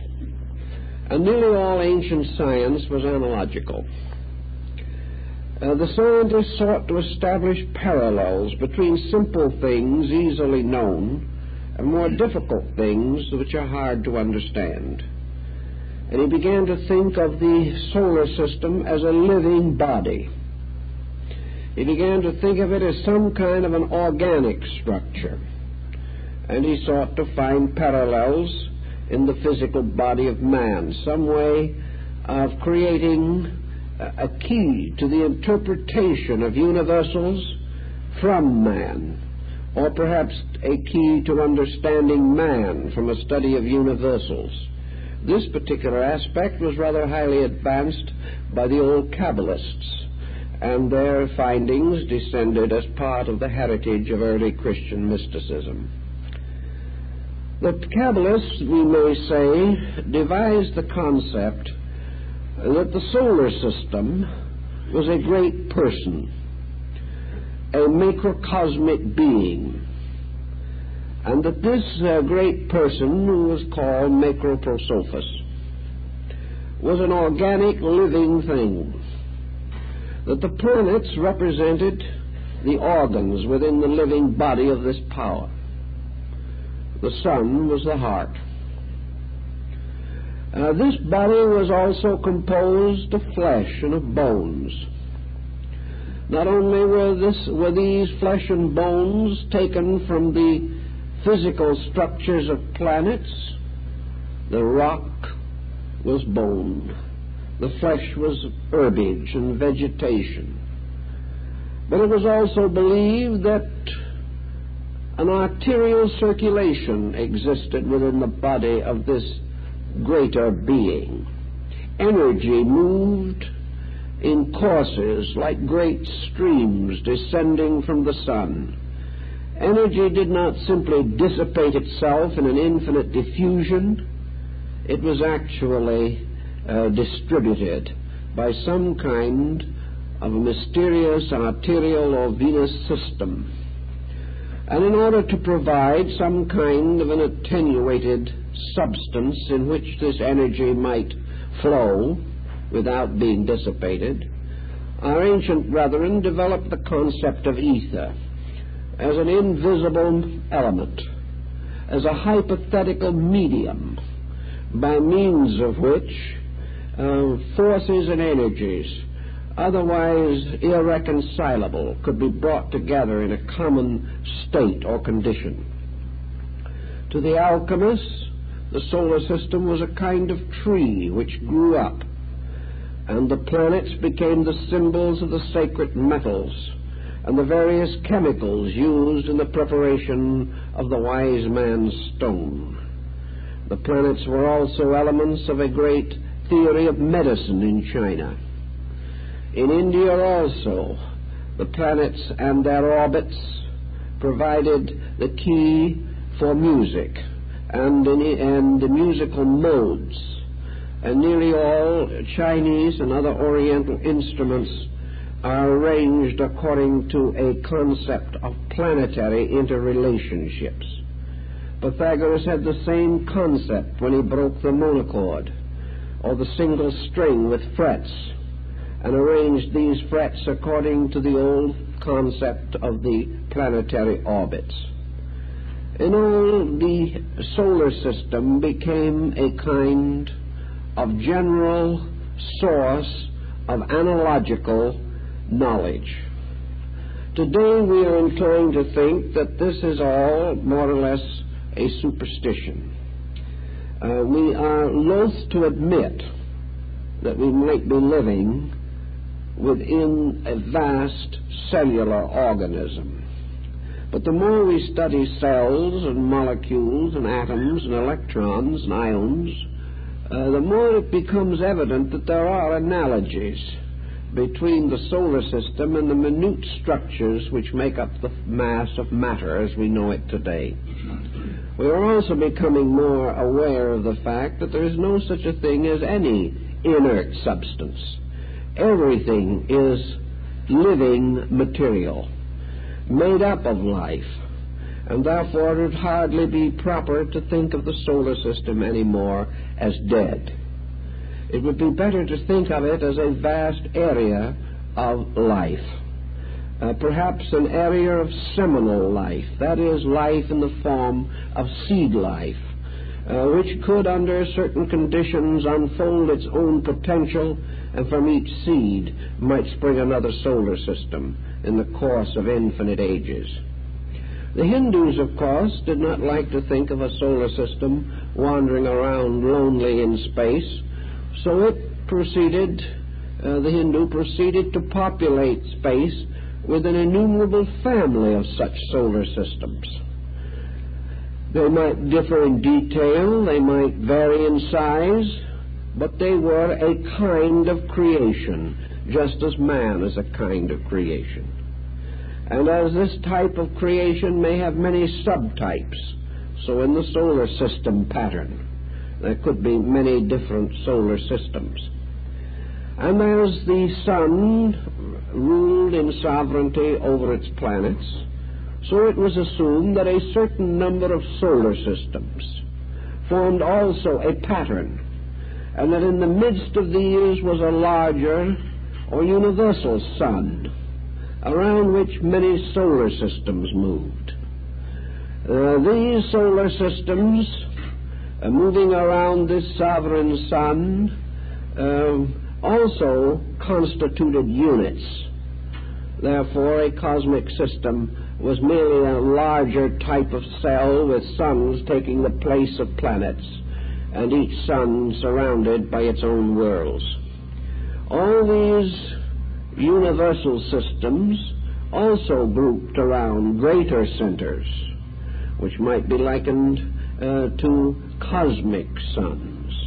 And these also, in their endless movements in space, arranged themselves in vast patterns around still more remote centers of life and energy, until the universe and all that it contained and the vast field of space and all that it sustained went on and on forever, always full of life, this life always patterned and orderly and proceeding and progressing according to some mysterious law beyond human comprehension.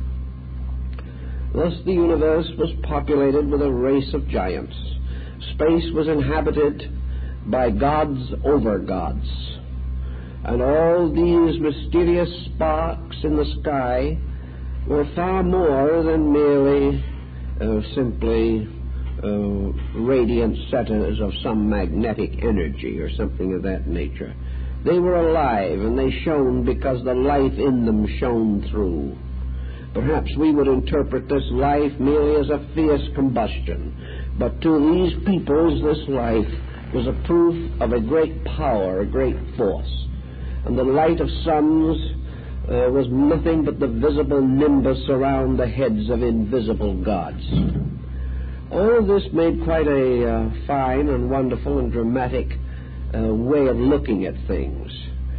In the Buddhist sutra, the Lotus of the True Law, another kind of solar mystery is introduced.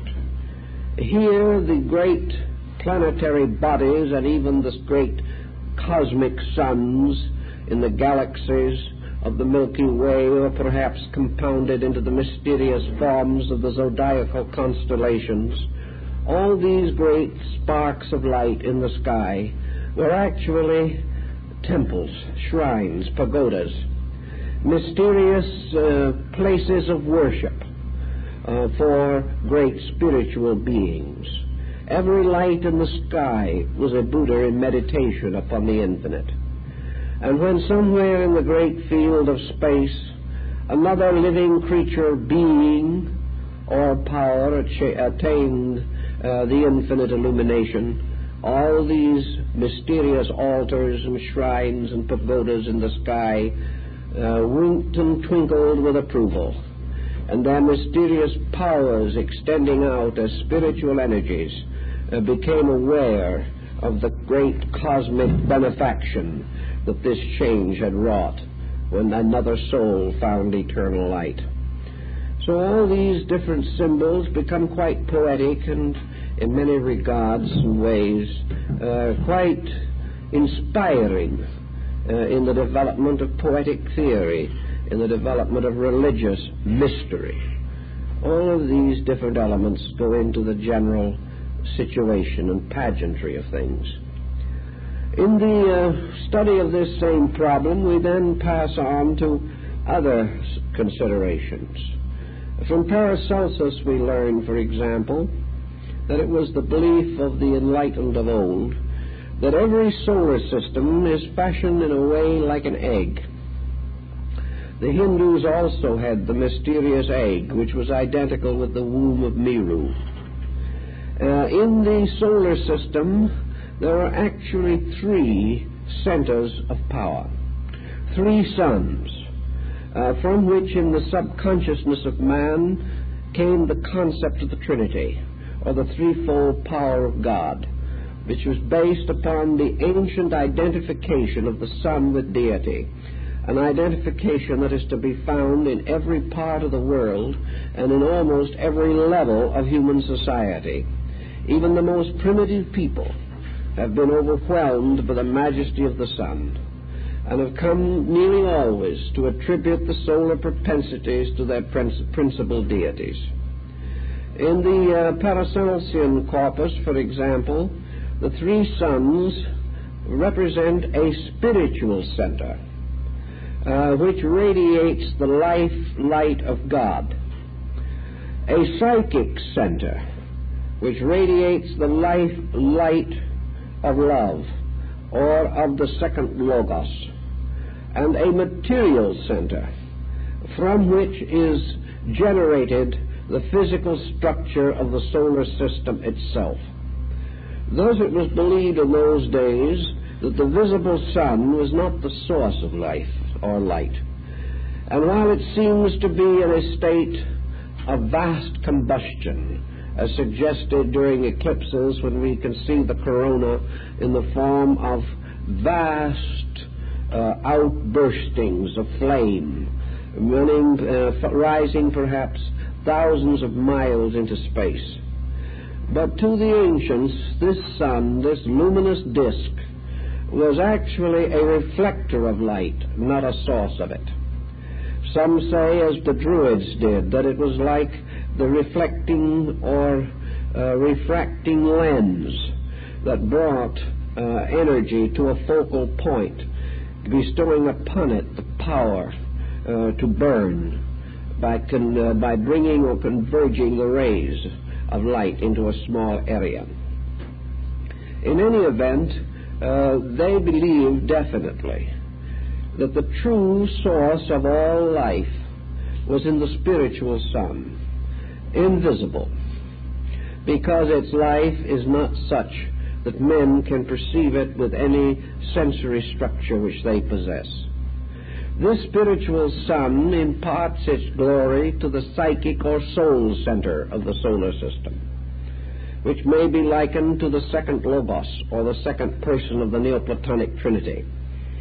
This second logos or power in turn transfers its energy or life to the third or material structure, which is therefore ensouled by two invisible sources of life.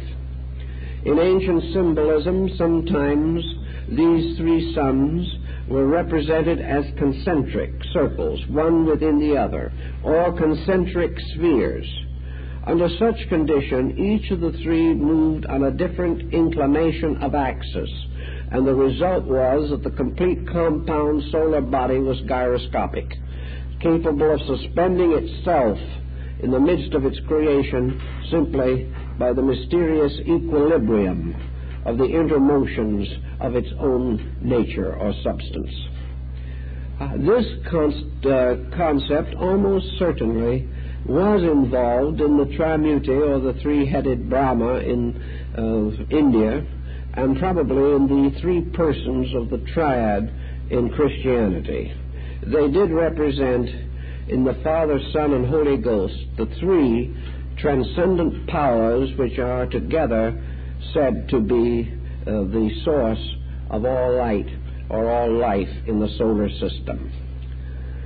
Now, we have many ways in which we seek to understand the structure of a solar system.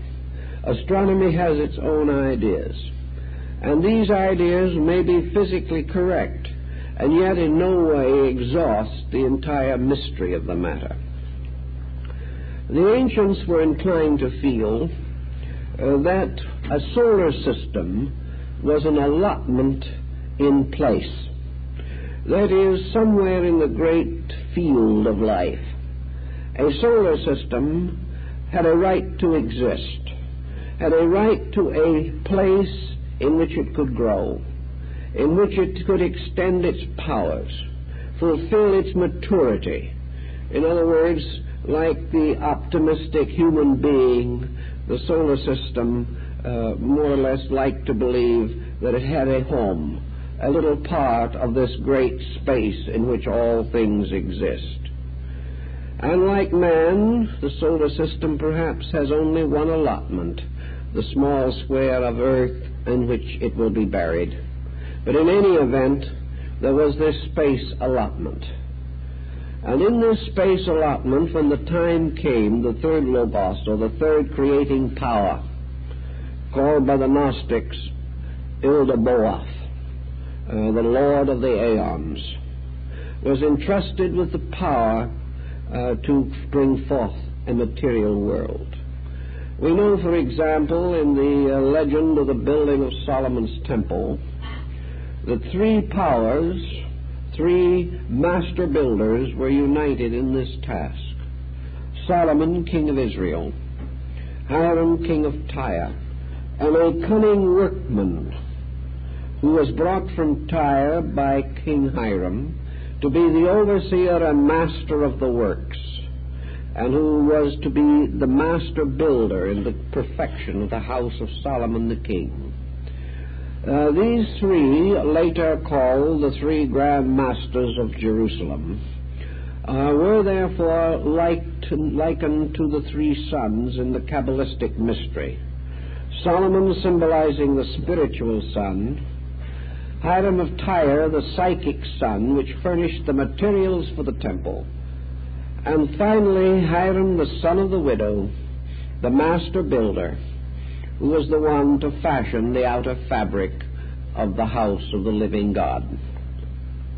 So the third Logos, or creating physical power, invested with authority by the invisible powers behind it, began to make use, as Bamy expresses it, of the allotment, and did so by first of all building around the circumference of the allotment in space the mysterious wall pass not, which was the measuring, the surveying of the allotment.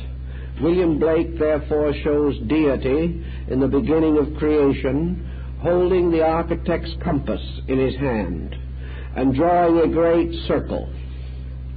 This great circle became in symbolism the mysterious symbol of the sun itself, a dot in a circle, sometimes represented by the eye of Horus, or an open eye in a circle. But whatever we may want to call it, the first great movement was this tracing of the circle by the compass in the hand of the infinite.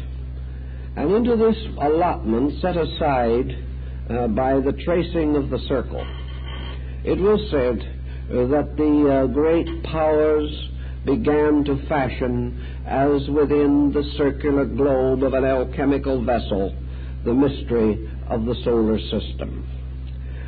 The solar system, as Plato also points out, begins therefore with the circumference and moves gradually toward the center.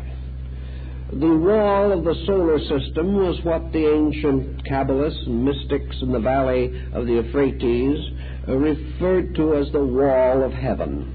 And we find this same thought restored to us in the Apocalypse of St. John and in Muhammad's mysterious night journey to heaven. Also the story of Istar descending through the 7 gates of the 7 worlds in the Babylonian theology. The first and most mysterious power, therefore, of this wall, as St. John points out, is that it divides the universe into, or the solar system more correctly now, into 2 parts. And this division is suggested in the opening chapters of Genesis, when the waters which were above the heavens were divided from the waters which were beneath the heavens. Outside of the great ring, Ptolemy and the other map makers and geographers of old time assumed there to be only the spiritual universe. This spiritual universe was the abode of the heavenly hosts. Here, somewhere in space, was the eternal throne of God. Here the elders knelt before the throne, and here the Lamb stood as the eternal sacrifice to a world of relapsed lives. St. John, therefore, describes the little ladder that leads up to the wall of heaven, the door that goes through the firmament into that which is above and beyond. Outside of the ring that was set up in the allotment of space, the heavens themselves were therefore vastly diversified into 3 great rings, which were called the rings of the constellations. 12 of these constellations formed the zodiacal band and girdled the globe, which was to be the solar system. 12 other constellations were gathered to the north to form the stars of the northern hemisphere, and 12 others to the south, forming the constellations of the southern hemisphere. These 36 constellations, 12 in the middle boundaries, 12 to the north and 12 to the south, made up the 36 decans or divisions of the zodiac in the philosophy of Babylon. This great zodiacal band, therefore, was really the symbol of the sovereign government of that which was above and beyond the solar system. Here the great God sat in endless meditation upon this little bubble and all that it contained. Here were the Rishi, the eternal sages, gathering to protect the mysterious power of the magnetic pole. Here was the dragon which Jason sought when he went forth in quest of the magic fleece, the golden fleece. Here also were all the fields of mythology and all the great, strange, and incredible legendary that arose not really from the study of star groups, but from ancient concepts concerning the divine world that rested beyond the boundary of the solar system. Within this solar system itself, this allotment, this area, began to constrict from the circumference to the center. As it constricted, it left behind it 7 conditions of privation, which became to the ancients orbits, or symbols of the pathways of planets.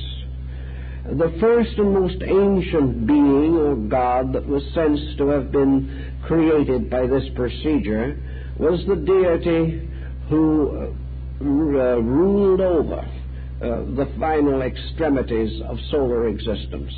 This was Cronus, ancient Saturn.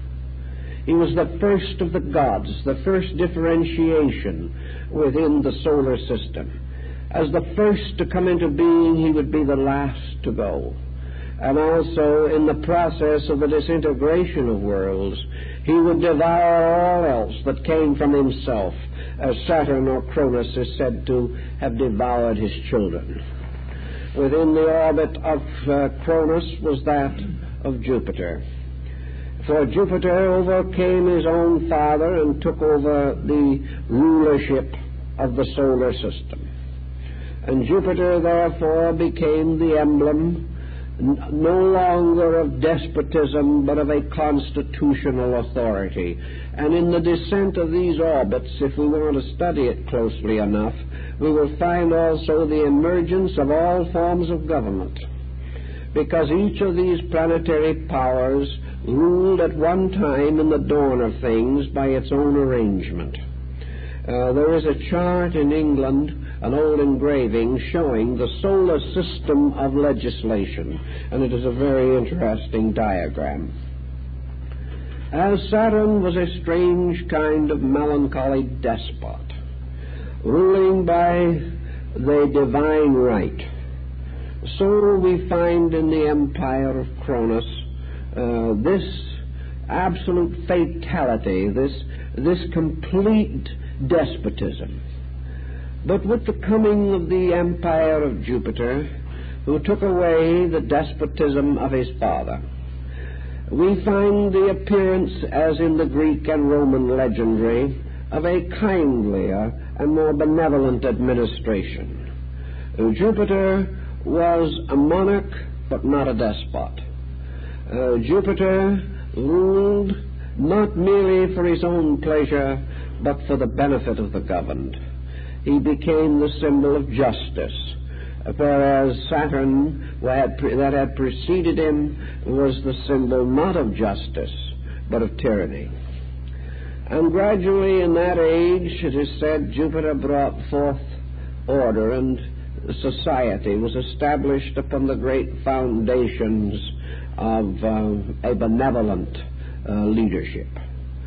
But in the course of time, the golden age and all that it implied gradually vanished away.